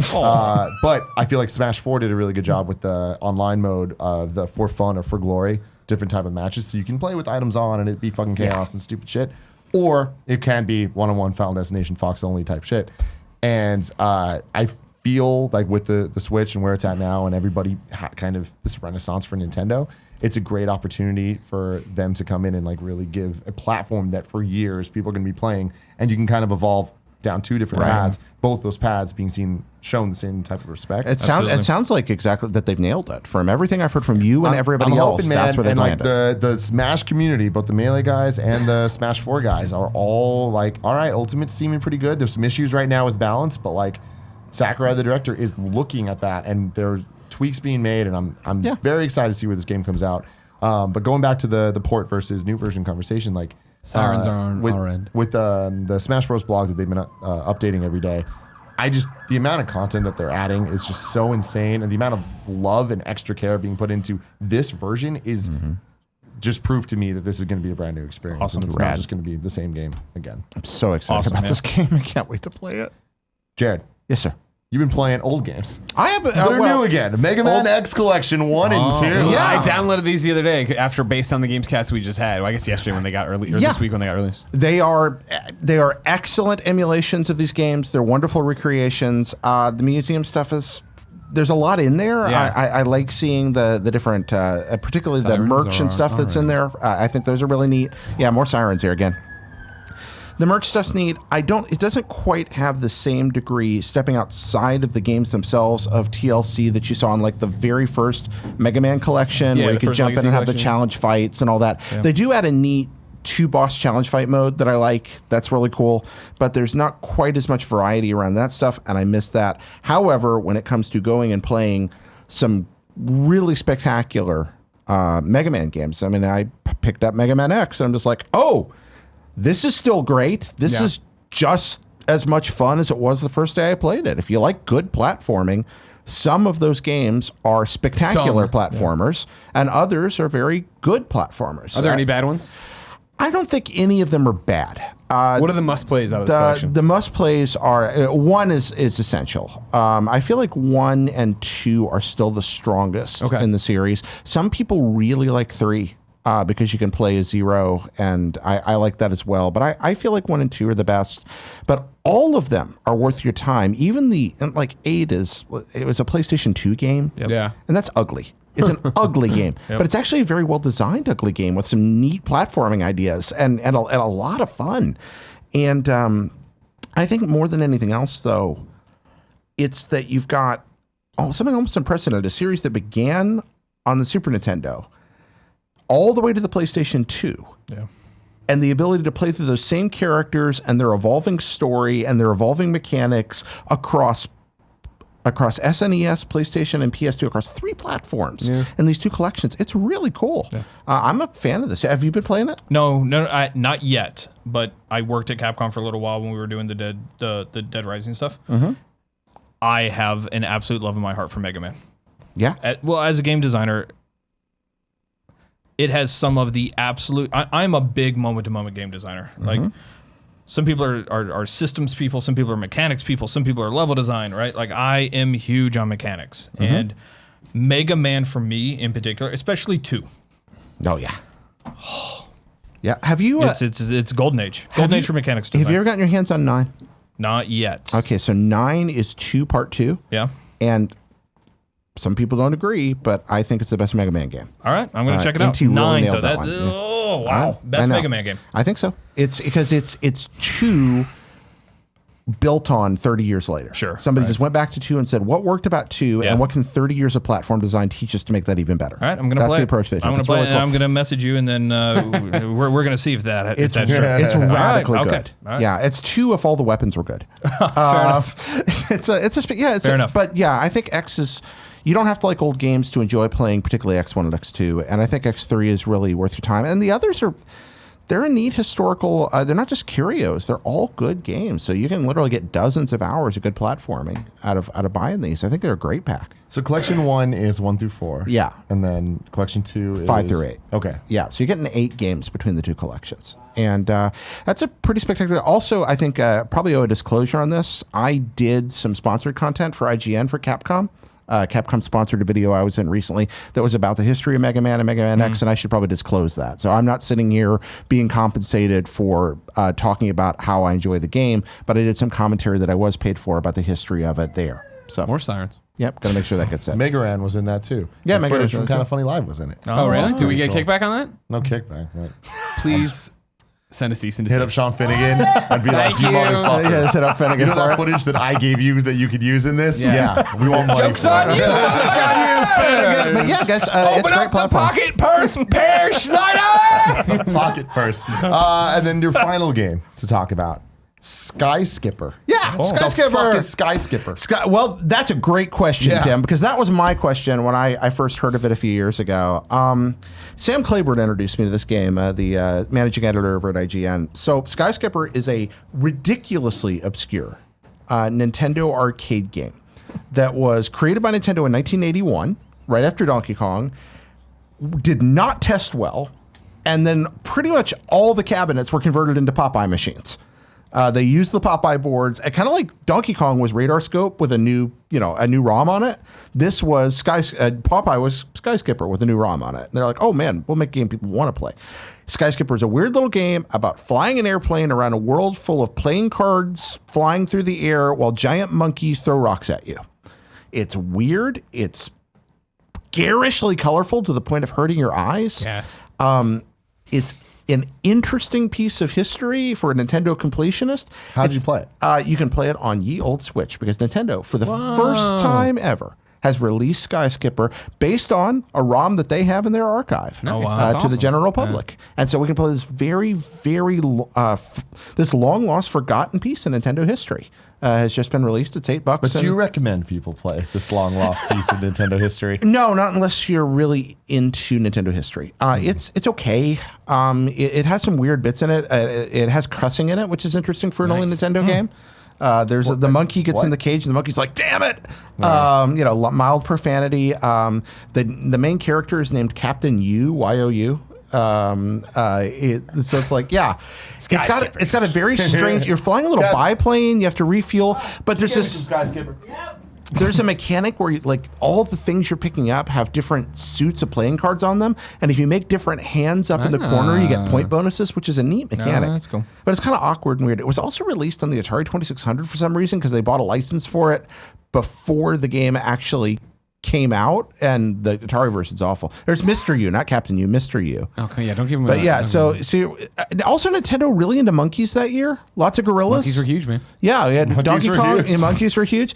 I have a theory These that's colors are fucking atrocious. yeah, isn't that amazing? Garish, like I said. It's really weird. Yeah, it looks strange. It's this kind of weird scrolling game. You That fly fuel, off and get up there. so what you have to chase the monkeys off, and then the little guys will hop out of their holes and you catch them. So you This got little also rabbits looks and frogs. complicated as all hell. It's not as Yeah. complicated as it looks. That part's actually all you have to do is pick up all the jumpy guys. No, they're You just bunnies, get right? more points. West but is there's this al- way. East is this Jumpy way. guys. Yeah, jumpy guys. There's little frogs that jump too. Because they'll there's a pop frog. out. Yeah, there's a There you frog. But see the top left corner with the diamonds. If you get 4 diamonds in a row as your pickup, you get a bonus. But he's not going to get a bonus because he didn't pick up 4 diamonds. So it'll push the next card over. He's trying to make little I hands. see what's happening. Yeah. So you get more points that way. It's a weird game. Look at the that levels- straight. And then the monkeys throw things at you. So no, it's not a good game. Does it control like a dream like it seems to? It controls exactly as you'd expect it to watching this video. Oh my god. Yeah, it's a weird little game, but I wanted to play it because it's not been widely available ever. And now it is. I mean, you could dig up, some old, in the dark corners of the internet, there were ways to find versions of it, but now Nintendo's given it to us. And I say if they give it to us, we should play it. So Mark, Yes. you are involved in the Mafia series at this point over at Sorry? Henry 13. Were you involved with the I Mafia series? actually no. You No, came after Mafia 3. I did, yeah. Okay. So Horizon Zero Dawn was my last game before transitioning over to obviously Hangar 13. And when I got there, we were all in on it's time for a new IP. New IP over at Hangar 13. So what does that mean? So like, you know what I mean? I think people out there understand IP, intellectual property. Sure. You guys, you want to make a new thing from the ground up. You don't want to just make another Mafia. You don't want to make another thing you guys have done before. That's right. Where the hell does that kind of process start? The hardest thing about building a brand new IP, the absolute hardest thing is that it's a whiteboard. Like literally, you're just looking at a whiteboard. There's nothing on it, right? And for some people, that amount of uncertainty is just like, nope, we're going to opt out. We're just going to nope the hell out of this one. Yeah. Right. Yeah, Like that. There are certain types of creatives that I like to call original creatives, and they love to build new stuff, right? And then there are other types of creatives that I call derivative creatives that take a look at something and go, that's not the best form of that. There is a better way to do that, right? Okay. And so if you're building something brand new from scratch, I like to surround or build that team around original creatives first, at the very least, because there's gonna be less frustration and upset around like, we're not gonna know what this is for 6 months, 7 months, 8 months. We're gonna sort of go through a lot of ideas. We're gonna churn through a lot of stuff because you're gonna throw a lot of stuff against that whiteboard, right? So that's really where it starts, is figuring out the team that you want to build, because it takes a specific type of person that really wants to dig into, all right, well, you can make literally anything. What is that thing that we decide we're gonna make? After that, the hardest part about it is vision correction, because you could say, we're going north. Well, from San Francisco, north can mean a lot of things, right? Like north could mean a lot of different destinations, right? And especially when you're working with multiple studios as part of your studio, and you're not there all of the time, north could end up, moving this direction, north could end up moving that direction. There's a lot of time spent just kind of course correcting north, right? So, the question was around like, how do you start, right? Yeah. At the end of the day, I start and I picked this up from both some of the really strong creatives, guys like Tom Cadwell at League of Legends, and guys like Jan Bart van Beek, who's the art director, who had the original idea for Horizon Zero Dawn. They started with what they loved as kids. They went back to, what do we love as kids? Old robot dinosaurs. Certainly you could see, absolutely, a love for things that we picked up, at that time, right? I have not yet seen that not work. You know what I mean? Like, I have not yet seen when somebody fell in love with something from their childhood and they went, I can't do that thing, because generally that's a licensed property. Sure, right? Like Horizon Zero Dawn couldn't do Transformers. Right. But they could do a version of it that they fell in love with, right? And if you can find something that lots of people love, then suddenly you're cooking with some fire, right? Like you're getting to the point where you don't have to explain as much anymore, because there's a common understanding that at least you've kind of picked from, and then you start to move on, right? But it's a huge process. I think, and I don't know the exact time frame, but it took a really long time for the Thunderjaw from Horizon Zero Dawn to get to the point where the Thunderjaw was, right? Where you really understood how it moved and how it looked and the way that it wanted to react, even at a very basic level, even at the first playable level. Because even though there was an idea around that's going to be a robotic dinosaur, right? Which in fairness to Horizon, it was never dinosaurs, it was always animals, right? That was always one thing that was actually more true about it. But it was at least that idea that it started from somewhere, and it said, all right, like, we're going to take this and take it to its best form. So I think that's the place that you start, at least, is that you find a way to get some common ground. And oftentimes, at least I have found, that if you start from a place that everyone kind of loved at some point in their lifetime, then they have something to contribute, So when it comes to getting something like this actually greenlit, when you're trying to, when you're the creatives, you're in there, you've got your team, you've built this kind of common vision of something that doesn't exist yet, and now you've got to go to your publisher and say, can you guys invest the ridiculous sum of money in this thing that we're describing to you? How does that process work for somebody from the outside? How does that come together? It's hard. on League, it was a very different process. I wasn't there for the pitch process, but I was there kind of towards the back end, right after the 10-cent cash infusion and stuff like that. I remember talking with Jan Bart about the idea for Horizon Zero Dawn and the way that Herman Holst, who was the studio head of Guerrilla, and some of the key members of that team. Could you imagine walking into a room and saying, "All right, here's the deal. We're gonna do robot animals and dinosaurs 1,000 years into the future of a post-apocalyptic Denver." Like, nope, Greenwich, right? Like, that's a tough call. How'd you make it happen? At the end of the day, they made it happen, right? Yeah. So in fairness, they were the ones there on that one that made it happen. A lot of it comes down to, I think, passion and zealotry around how much do you really love this? One thing that was absolutely true and that convinced me to come onto the Horizon Zero Dawn project when I came on was they loved that video game.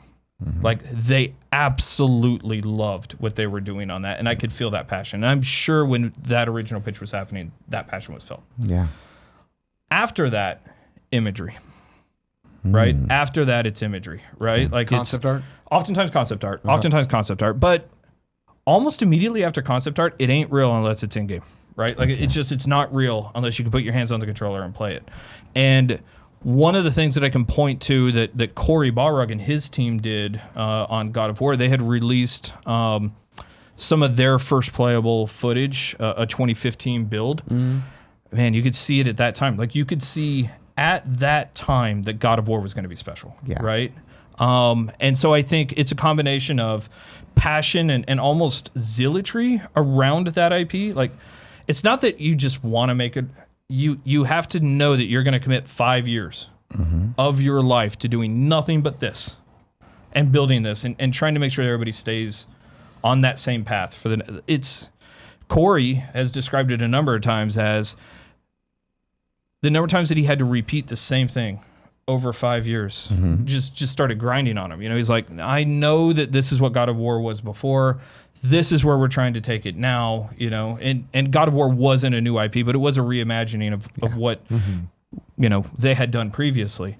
It was the same thing on Horizon Zero Dawn. Several members of that team throughout the entirety of that development process were like, I'm just not convinced, and that's hard. Like, it is constantly hard, but that's why you have to have almost that zealotry, almost that, you've got to really love it and believe in it. After that, the imagery definitely helps, right? Like, good concept art is good concept art, but when you're building something that nobody's seen before and you don't have to explain why it's good, that is immediate. That is something that people just immediately go, okay.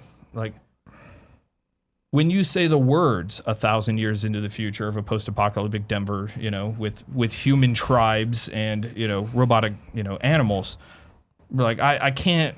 Yeah. There's so much to grok in your head.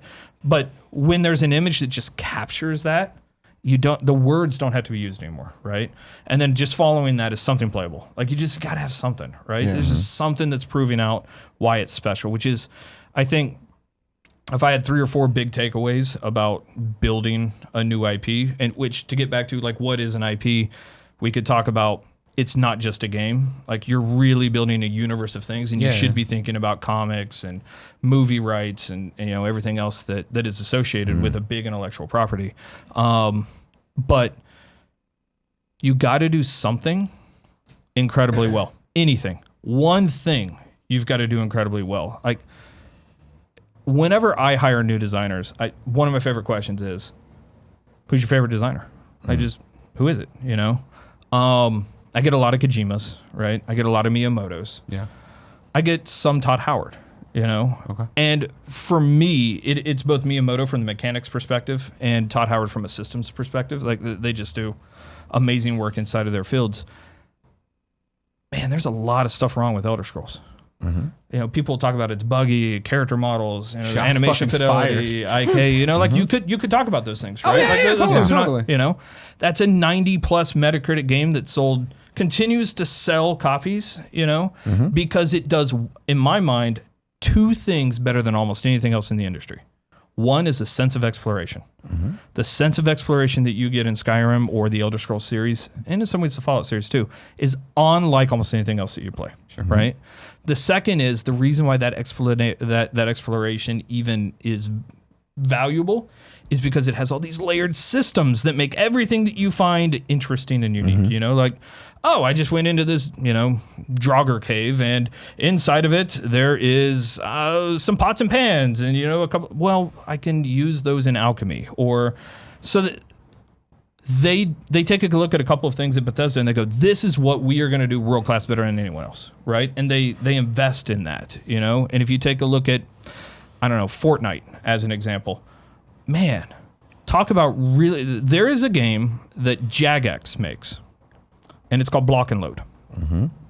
And Block and Load is a 5-on-5 building and shooting, sort of game. It's basically Fortnite without the Battle Royale part, right? Gotcha. It didn't do anything perfect. It did a lot of things okay or a lot of things well. It didn't stand out in my mind anywhere. Fortnite comes along, and the original version of Fortnite, people weren't really picking up on. Battle Royale obviously made it as big as it wasn't going free to play. But man, building and firing in that game is just so much freaking fun. Like, thinking about, and this gets to almost my next point, which is think about who you're trying to target. Because you're not going to sell a video game to everyone. You're just not, right? Yeah. You've got to think about who it is that you want to, actually make this video game for. The team is always first, because again, if the team doesn't love it, it's really hard to spend multiple years making something. But right after that is who do you really want to target with it? It's so smart what Fortnite did, because they took Minecraft-based build mechanics for a generation of kids that are screaming for an updated, aged-up experience, and said, hey, remember those things that you did for hours on end? But we're going to simplify that, but we're going to keep that as a mechanic, and we're going to add that to shooter mechanics, and now you've got a video game that, God, what an amazing video game that, Fortnite's become. Oh, yeah. So I think that's a big part of thinking through what it is that you want to do with an IP. The very first thing is you got to get some imagery, you got to put something, sort of in engine, but right after that, you better have some mechanics figured out on that moment-to-moment perspective where people go, yeah, I can see myself playing 40, 50, 60 hours of this repeatedly because this moment-to-moment interaction is so damn good that I don't mind repeating it. So when it comes to that, Stephen King likes to talk about writing each piece for what he thinks of as his ideal reader. Absolutely, yeah. And you're kind of describing the same kind of idea. Yeah. For the things you make outside of the team, who's your ideal reader? For me, it starts with, all right, this is going to sound like pandering. I don't mean it that way. I think it starts with the kind of people that watch Kind of Funny. That's you, best friends. Yeah, it is. Because the people that watch Kind of Funny care more about video games than just picking up the game for a couple of hours and playing it. Like, they think about them. They wear T-shirts, that are about video games. Gaming is part of their identity. It's part of the culture that they create. And so, do you want more water too? That'd be great. Oh, wait, are we watering up? No. Just for me and the guests, Jared. If you want to slack slyly, you can slack. Where am I gonna ask Joe? Wow. Please continue. Look at that. I'm just getting sass. Right? Yeah. I'm getting sass. So from my perspective, it starts with the kind of gamer that's ultimately going to be an evangelist for your title. And it's people who evangelize are people who love video games. Right. Right? So I've seen on Twitter now a little bit around this. Do you have to be somebody who likes video games to make video games? Or is it something that you have to be passionate about? And I see a lot of people go, no, you don't have to. And I'm like, God, no offense, I'm not hiring those people, right? I know that other people might, like Miyamoto, he's stated, sometimes I look for people who, aren't just gamers, I think is his quote. Great, you should have a multitude of interests, other areas that you can pick up entertainment. I love Vegas because I go to the shows and I get creative inspiration from that. I get creative inspiration from books or movies or life experiences. You get it from everywhere, but damn it, if you want to make video games, you better play some games. I love them. When I'm not making them, it's the first thing that I want to do. Right? Is I'm thinking like I'm jonesing right now to play Octopath Traveler. I'm like, oh my god, I got to get my hands on Octopath Traveler. Right? It's so good. Not just because I'm an old school RPG. Obviously, I play a lot of Japanese video games, but because the idea of that narrative and the way that works is sounds cool to me. So. I'm big on it, and I'm very passionate about building new IP. I feel like between Gen 6 and Gen 7 and Gen 7 and Gen 8, we continue to build less new IP because it is big, it's risky, it's expensive. Sequels sell, right? That's Sequels, they do. You're They probably absolutely a do. guaranteed return on that. It's Yeah. a proven quantity. Yeah. It's like the reason I imagine Guerrilla did Killzone Yeah, forever, absolutely. right? Mhm. Granted, Right. they enjoyed it, but Yeah. cool, we can iterate, we can do something different. And you look Yeah. at something like Shadowfall, right? Yeah. That it wasn't the traditional Killzone. Yeah, it was exactly. something different, Yeah. but it had the Killzone name in it, Yeah, hopefully yeah. to get people in. But Yeah, then, absolutely. the stretch of going off the And that's horizon. hard. That was hard for them, right? Like I wasn't there for Killzone at all, but obviously trying to do something a little bit different. You run into that problem with a franchise that's established. You're like, well, the people who like the franchise like it for this reason. Yeah. If you mess with it, that's hard. So, But you do have that wonderful counterpoint. You talk, we've talked before. Why was an Octopath Traveler Final Fantasy 16? Right. And the one Yeah. part we haven't talked about. baggage. Well, not only that, no baggage, and now you can have Octopath Traveler 2 and Yeah. 3 Yeah, and 4, exactly. and suddenly you've created new franchise. new franchise, which means new guaranteed money from Yep. sequels when it's successful. And there's that end of it, because if you never take risks, then you end up. I mean, Final Fantasy 15. Like I love that's I love Final it, Fantasy. but- Just to be clear, I love Final Fantasy too. 15. I agree with the reason why you do Octopath Traveler as a separate IP, because if it hits, I'm gonna go buy 16, and I'm gonna go buy Octopath Traveler, Yes. right? So Yeah, that yeah. that just it makes a ton of So, sense. so with the new IP and with how hard it is not only to pitch it Yeah. to get made, but then also to prove to the audience Yeah. to buy it and play it. yeah. How quickly in the process does the conversation go from a lot of hard work and Yeah. creativity and just kind of this, it's all coming together and we're all Yeah. working, to the not fun, shitty questions you have to answer of, Sure. how much do we need to pander to a specific audience Yeah, to yeah. guarantee we hit at least this? Like, Yeah. how do we make sure that Yeah. we're using the right buzzwords Sure.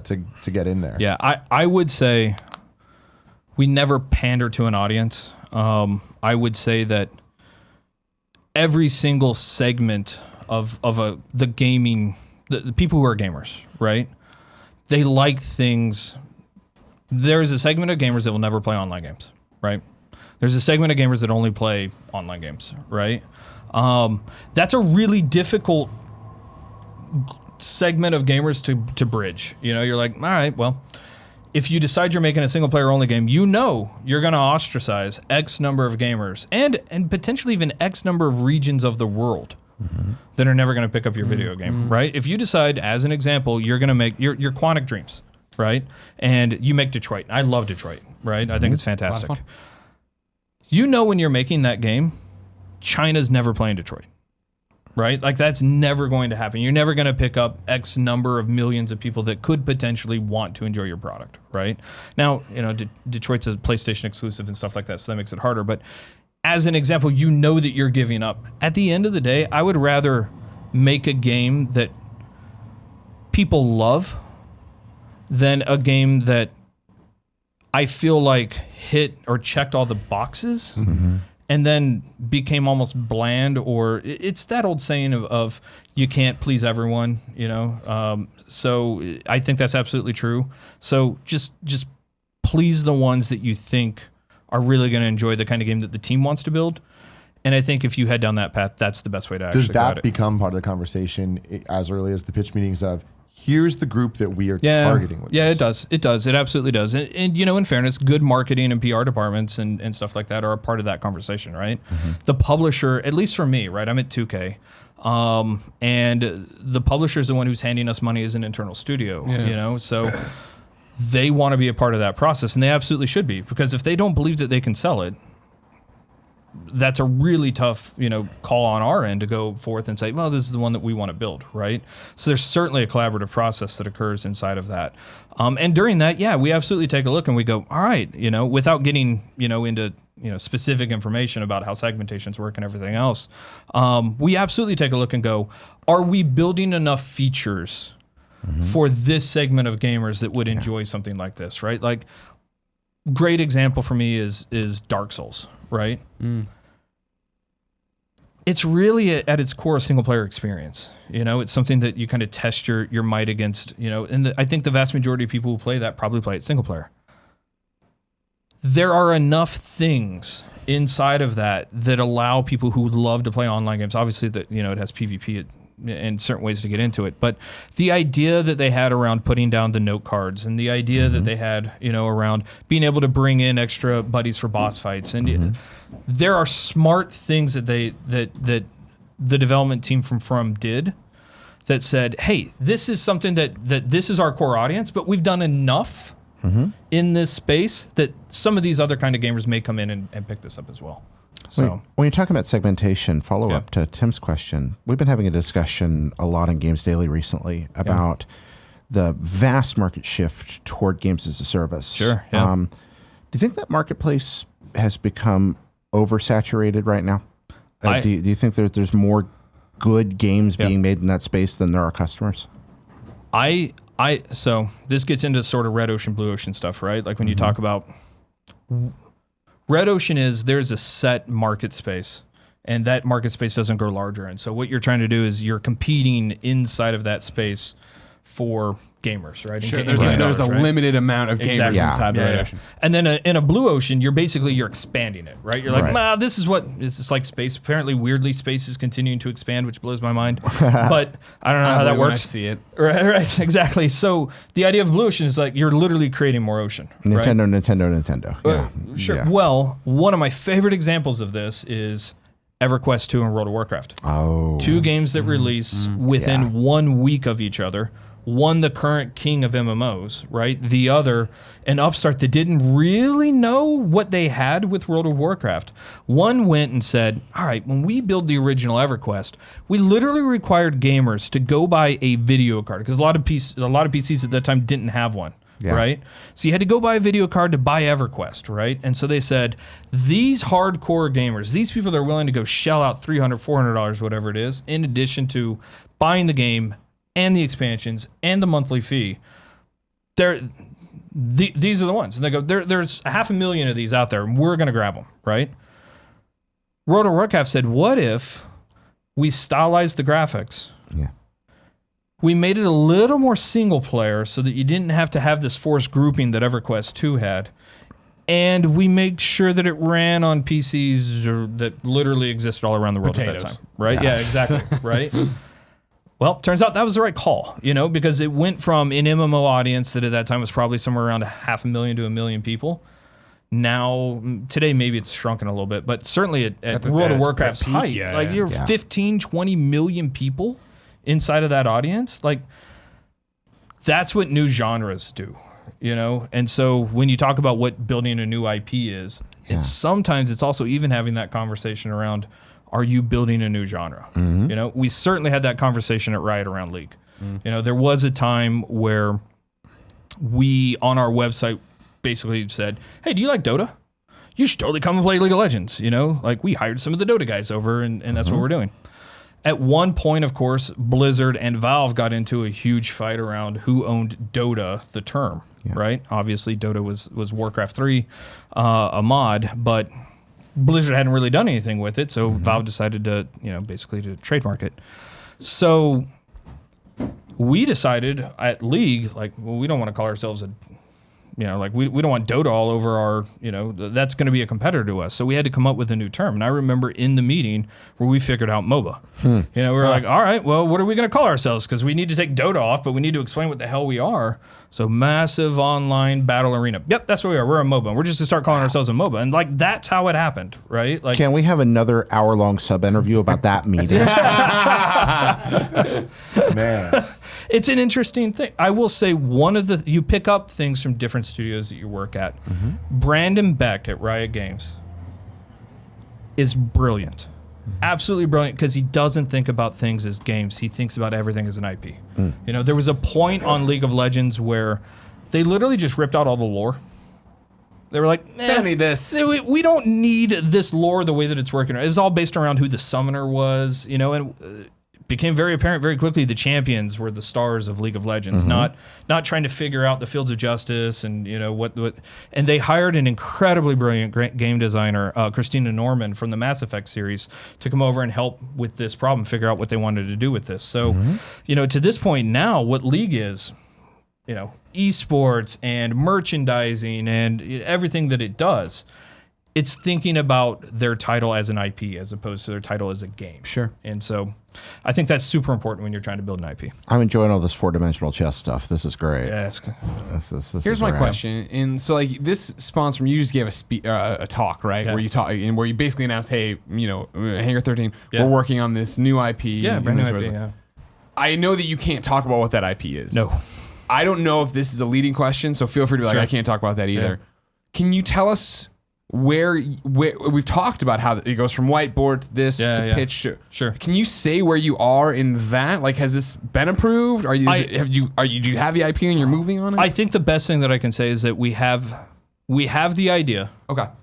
We're very early in the process. Okay. So I don't want to talk about like where we're at in specific milestones. Totally. No, 'cause- I understand that. Yeah, I understand. Because yeah. my question is, especially for you guys, Hangar 13 owned by 2K. Yeah. When you come on as Mafia is finishing, Yeah, right.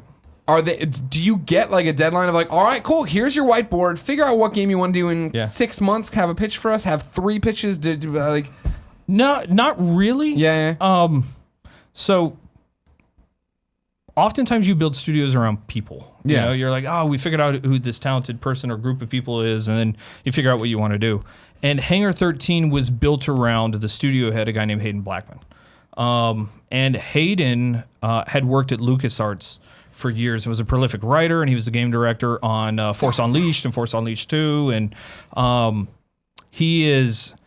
When I try to figure out what studios that I want to join, oftentimes I try to figure out who the studio is and where that studio head comes from. If the studio head is a creative in nature, that as a creative, I'm all in.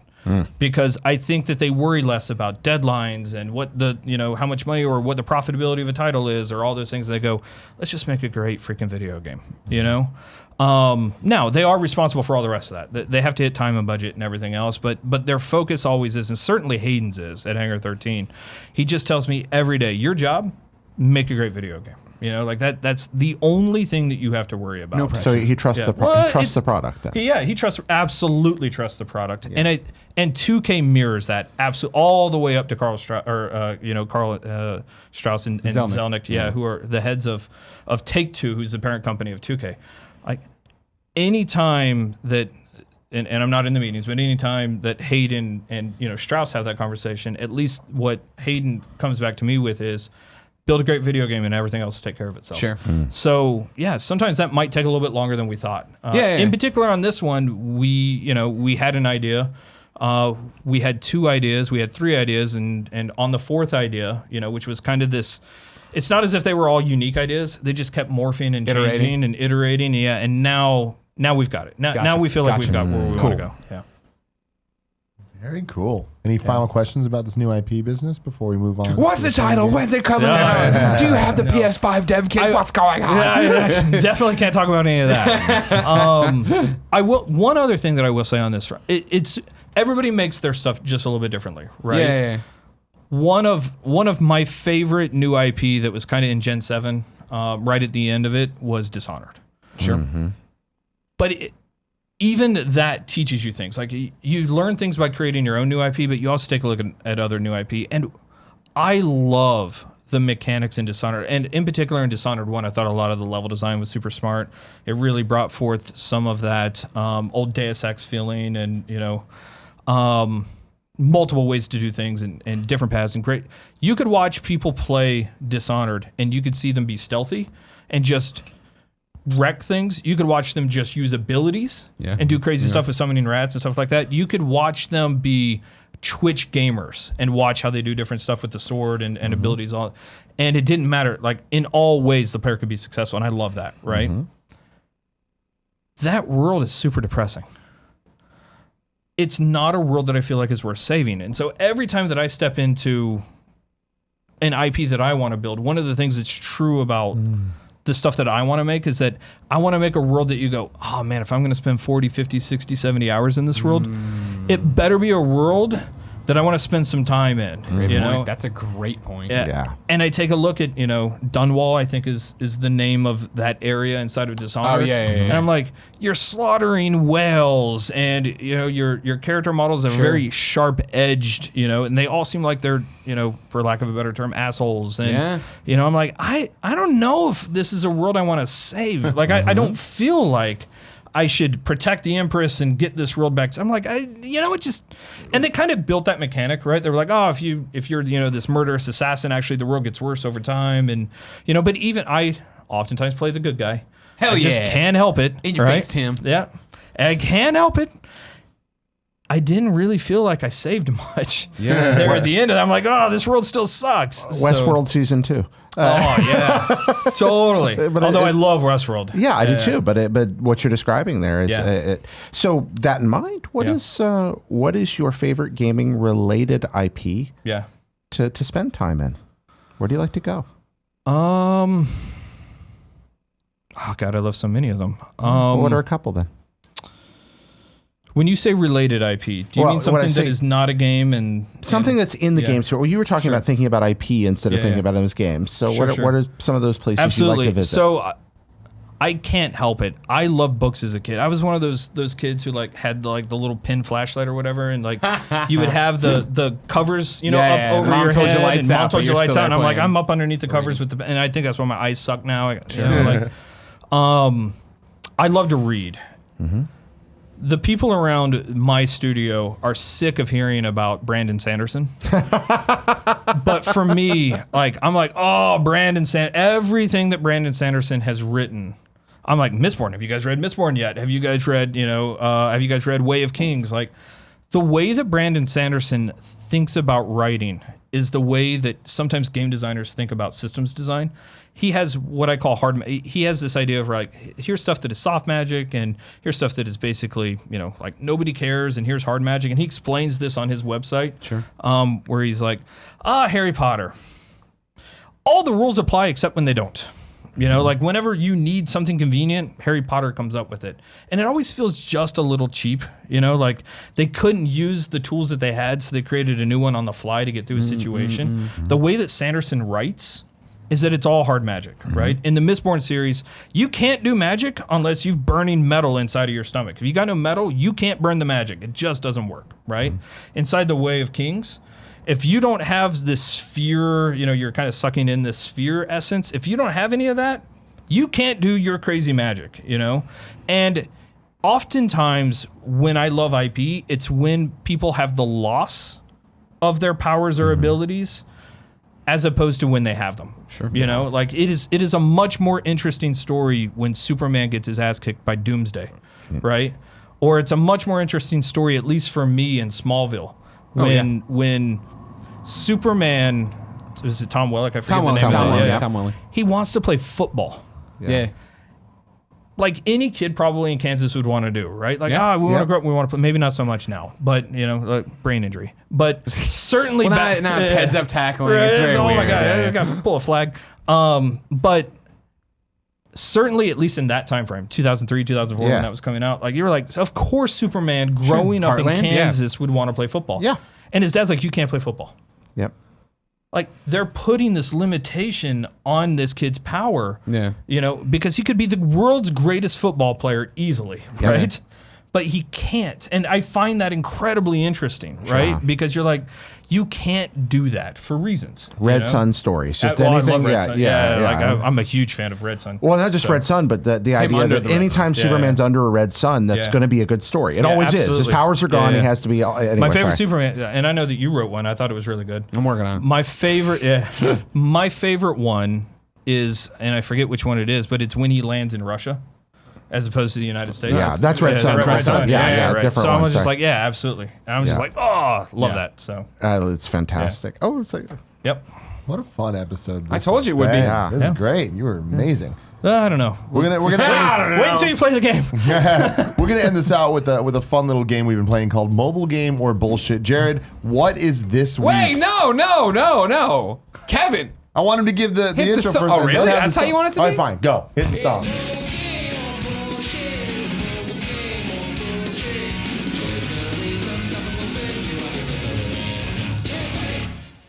Jared Petty, what is today's topic? Today's topic is mobile game or straight to DVD movie. So you're going to get a list of titles here, and all you got to do is tell me whether it's a mobile game All right. or a straight to DVD movie. However, this week there's a small twist. What is the twist? One and only one of these 5 mobile games / movies is both. Oh. That's right.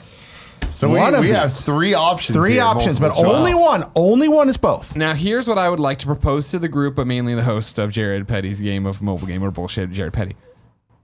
Can we do it where we go through all 5 games, we say if it's mobile game or bullshit, and then at the end we double back to pick the one Oh, my for each friend. one of us. That was the plan. Thank you, just making sure. Yep. That's how So we're is doing that a it. 6th point? What that is. Or is that a bonus point? That is the bonus point. Bonus point, Right all right. there. That is the bonus point. It's like Rock and Jock. It's worth Yeah. 25 points. All right. We got the descriptions here. Some of these descriptions are real. Some of these descriptions are made up. All right. All right. Now we have a guest here today, so I think you should go first. Oh, so you gotta go last. Oh, well, you want to go last? Okay, I would sure. love to go All right, go last, last. yeah. Who was first last week then? Fucking fine. I think it was you, wasn't it, Tim? Give me some. Let me go first here. You going first? Yeah. All right. Number 1, Battle Heart 2. Welcome back to the world of Battle Heart. Jesus. Jesus.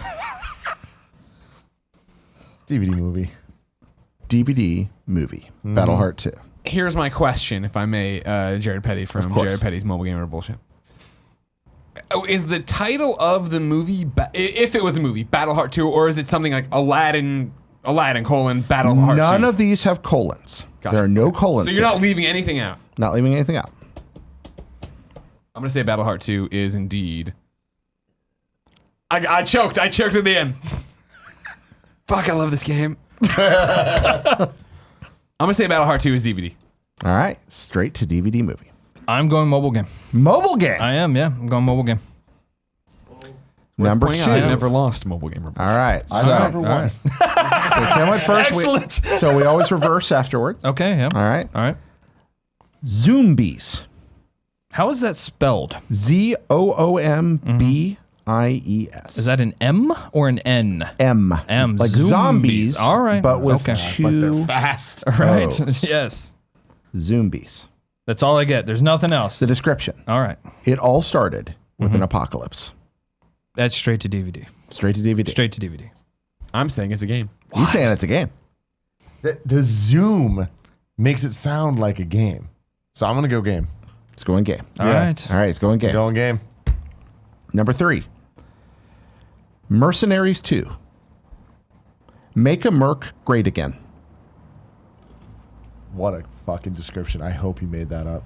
I hope I did too. And that's me? That's Greg, right? Oh wait, let's see. Well, no, Tim we started- always reverse order. So with 3 people, It gets weird. we go back around. We're going this way Oh, again. okay. You're always in the middle, Greg. Oh, okay. I got you. All right.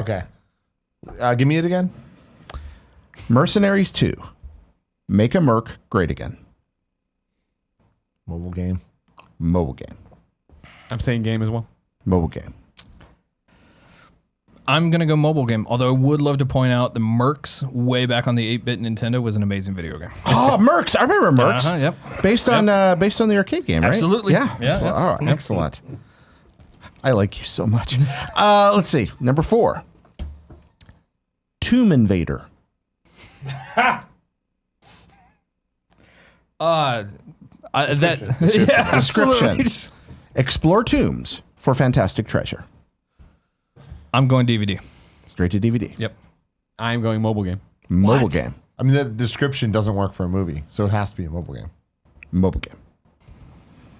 Number 5. Ice Sharks. Now available on Android. That's the description. Well, I always just pull a line. Oh, I didn't know that. I didn't know No, that. it's not Okay, the whole okay. description. I just pull a line. apologize. I'm always pulling a line from the description. If it's anything else, I just make it up. But if it's from the game, I just pull it from the description. Ice Sharks. Ice Sharks. Now available No, on we're Android. not playing the game that way. You go first, Justin. I mean, it doesn't matter. It doesn't matter. DVD. Oh man, well you've been broken by the game. Yeah, No, Tim hasn't won yet. Kevin's right Tim about still this. hasn't won. Hell yeah, I'm right. Oh, I see where you're at. Okay. right. Ice Sharks. I'm gonna say DVD as well. All right. I'm going game. Going game. Yeah. Ice Sharks. Yeah. And now, everybody gets to pick one that they think is both. All right. Sharks. Which one do you think is You're both? saying Ice Sharks. I think it's Ice Shark as well. Oh, wow. Okay. So Yeah. I'm going to put a big one. It's because, well, I want to see what Greg says first. I'm going to say that Battleheart 2 is both. Okay. Okay. That was my second choice. Yeah, me too. That was my second choice. But the reasoning is they're now on Android. Yeah, right. Like, that's so clearly mobile game that I'm like, there has to be something more. Yeah. Here. We'll see. The meta game. You know how Jared Petty likes to play Of with your mobile mind. game. Got to play Bullshit. some mine. All right. And which one? I thought it was. I thought it was Ice You Shark. did he pick said Ice Ice Sharks. Shark. Okay, sorry, I got confused. All right. Ladies and gentlemen, let's go down. Battleheart 2. Welcome back to the world of Battleheart, the mobile game. Yeah. Shit. Absolutely. But only a Why mobile wouldn't game. it be? Number 2, Zombies. It all started with an apocalypse. Ladies and gentlemen, that one is both. No. There is a So everybody movie gets it. called Zombies, Damn. and there is a game called Zombies. Oh, But Okay. nobody picked that Played as for both, myself. right? Yeah, nobody picked that for both. Congratulations, you played yourself. That's right. Yeah. Zombies, the game, originally intended for the short-lived WiiWare space, but eventually ported to mobile. All right. Number 3, Mercenaries 2, Make Merc Great Again. And I did make that up because that, my friend, is a motion picture. But not a game. Wow. There is We no all got it mobile, wrong? There's no mobile game called Mercenaries 2. What? That seems like a missed opportunity. I'm just saying out there, mobile game guys. Tim, we Yeah. got trouble here. I'm getting He's got fucking 2 played, points. dude. We each you've got one. There's We each lots got of one. things with colons, but there's Mark no has just 2. straight Yep. Mercenaries 2, the mobile game. Nope. All right, calm down, Tim. Don't throw your drinks. Number 4, Tomb Invader. Explore tombs for fantastic treasure. Straight to DVD. Fuck! I'm so bad at this. And number 5, So unbelievably bad at this. Ice Sharks. Now available on Android. Nope, that's a movie. No. Ice Yes. Sharks. I got a point. You have 2.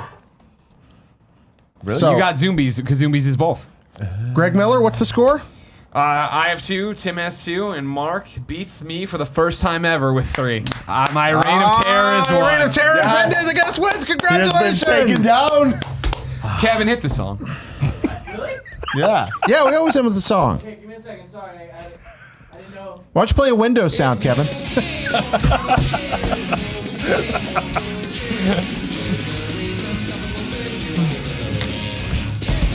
That game's fun. That a was great game. awesome. Yeah, I love that game. Literally stopped everyone and was like, "Hey guys, there's a problem with the computer. It keeps making noise. I've tried to stop it, and now you're giving me shit. Literally a week later because you missed a meeting." What a great episode of the Kind of Funny Gamescast. I know. Mark, thank you very much Yeah, for you're very joining welcome. us. Thanks This for having has me. been awesome. Yeah, you're Yeah. great. Stay tuned for the post show. Greg's All going right, to tell a why I sad cried story. last night. Yeah. We'll fucking see. We will. Until next time, I love you. Patreon.com/kindoffunnygames. all. Find out why I cried. All right, why'd you cry? So I'll tell you, like, honestly, I'm not even bullshitting around. This isn't a weird, well, it's a weird Greg story, but it's not like I'm like doing it for effect. I was blindsided last night by an emotional freight train where it was, Demi L. no, is she okay? She does? She's okay. She's okay right now. We're all happy about it. It was 2 things and then going to bed. It was, we were on the couch playing video games all night. Jen was sick. And at one point, Porty tried to get from one of us to the other and yelped, right? Because he's just a fucking, I called him Glass Dog because he's getting hurt all the time now, right? Because he's just old or whatever. And then when I picked him up to walk him outside, he was like so like small in my arms and like not frail, but small. And then came in, Jen was using the bathroom, like brushing her teeth or whatever. I make sure he doesn't jump off the bed. So he's on the bed and I'm just looking at him. And for the first time ever, like he was old. Like he was an old dog last night to me. no. You know what I mean? Oh, and I just no. started Yeah. crying. And it was just that whole thing of it all catching up to me of like, Yeah. he's 13. Don't get me wrong. Like he's still probably got lots of years left. And it's like this morning, back to being spry and running around and being a goon with us and you know what I mean? Chasing and being excited about food and shit. But last night he was just tired, I think. And, you know, just like keeping his head down and like just so, and it was just like, holy shit. Like he felt and looked like a 13-year-old dog for the first time ever. And it was like, I'm not like uncontrollably sobbing, but I'm crying. I feeling can't those stop feelings. as I'm just dealing with it. And so I brushed my teeth or whatever, and then I laid down and just had my arm around him in the nook of my arm, and I was just still crying in bed. And I was like, this is a weird situation that caught me off guard, like 100%. But it was that just like 13 years with this fucking dog. You know what I mean? Like just thinking through my talking to Jen about it or whatever. It's just like, wow. Yeah. Oh Yeah. man, that's a lot, dude. Yeah. You know what else is a lot, Greg? What's that? Mr. Yasmin 300 gave a description for the film Zombies. Oh my The god. film is about zoo animals who turn into zombies and all hell breaks loose. my God. There is hope for Patillo. Oh, good. Okay, good. There is an end to this story where he himself is a zombie. Hey, man, Pet Cemetery reboot. I'm all about it. Hell yeah. I can figure it out. That didn't work out so well for the pets. But I can figure it out this time. Okay. Oh, Porty, man. The ground's gone Lives sour. quite the life. Thanks, Much life to Herman live. Munster. Jacob says, totally just joined in for the post show because I missed everything. Make sure you go back and listen to that episode. Great episode. It was Great. fantastic. Mark, you were awesome. Yeah. Thank you. Tyler Drummond Yeah. agrees. Excellent episode, he says. Mike says, great show. Jorge says, great episode. Yeah, no one didn't like it. That's And then people good. start crying about my dog. Just wait till they get to the YouTube comments. They'll hate it later. Don't worry. Let's see. All right, fun stuff. I hate that your reign of terror has Yeah. ended, Greg. It had to happen eventually. Yeah. Couldn't happen to a better person. Still Mike never lost to says, Tim. Mike says, being from Denver, coming across the Air Force Academy, Red Rocks Amphitheater, and Mile High Stadium in Horizon Zero Dawn blew my goddamn mind. You know what blew my mind? So when I was at Gorilla, we had.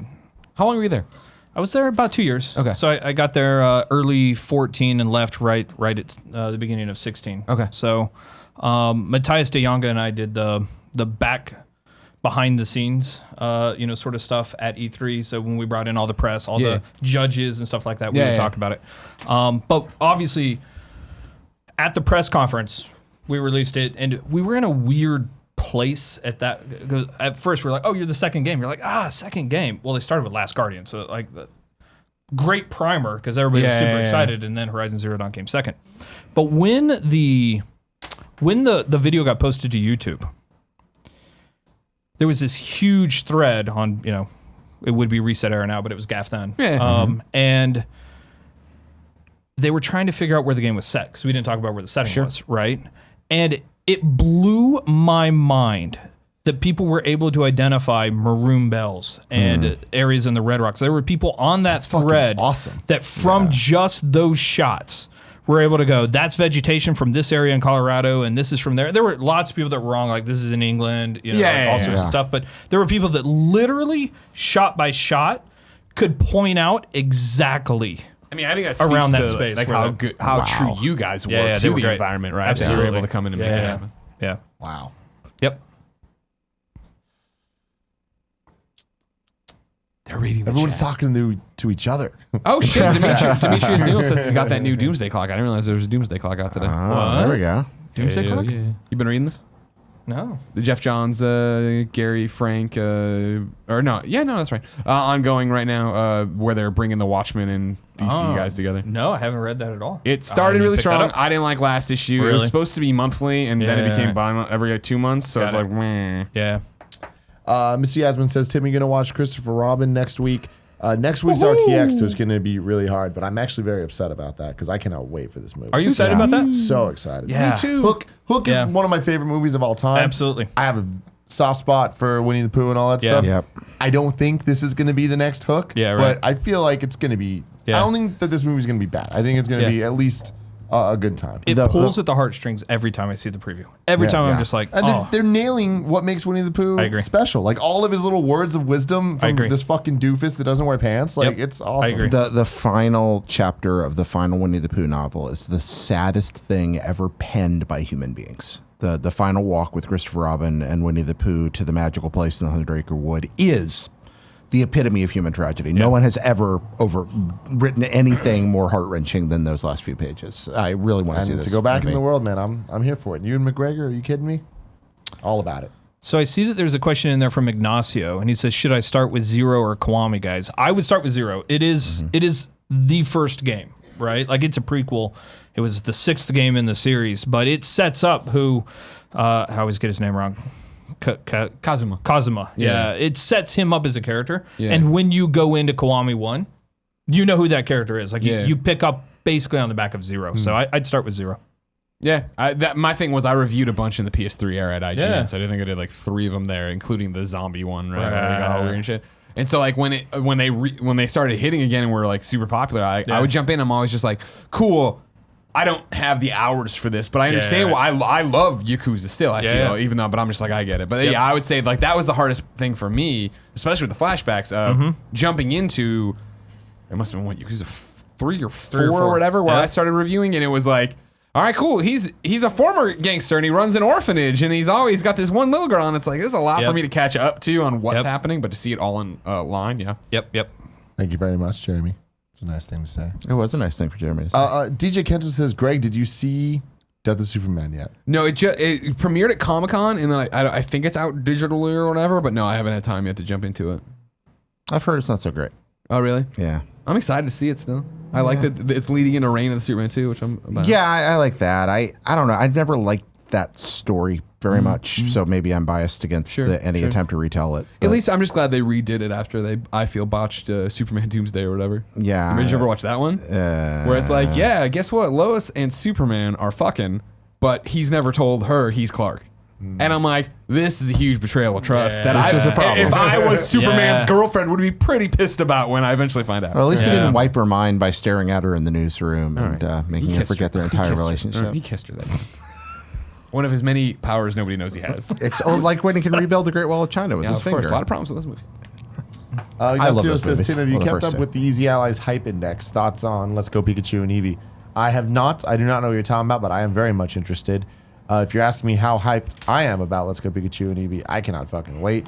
The trailer that came out that showed the actual layouts comparing Red and Blue to the new game, man, this game's gonna be so fucking good. Do I wish that battles or the random Pokemon actually had battles? Of course I do. But I'm sure they're gonna give a great game out of that. So.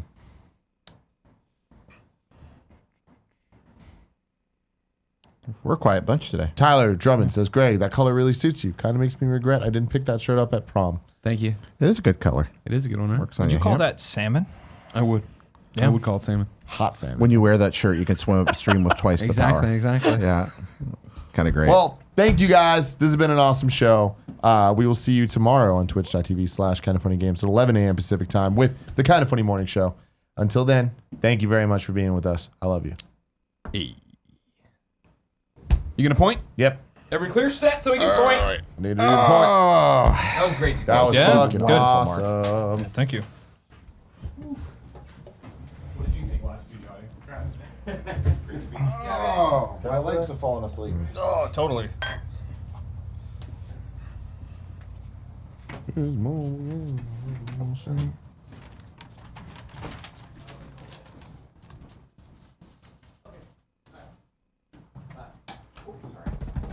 Sorry about moving so quickly around the corner. The Kevin Coelho story. What? Sorry for moving too quickly around the corner.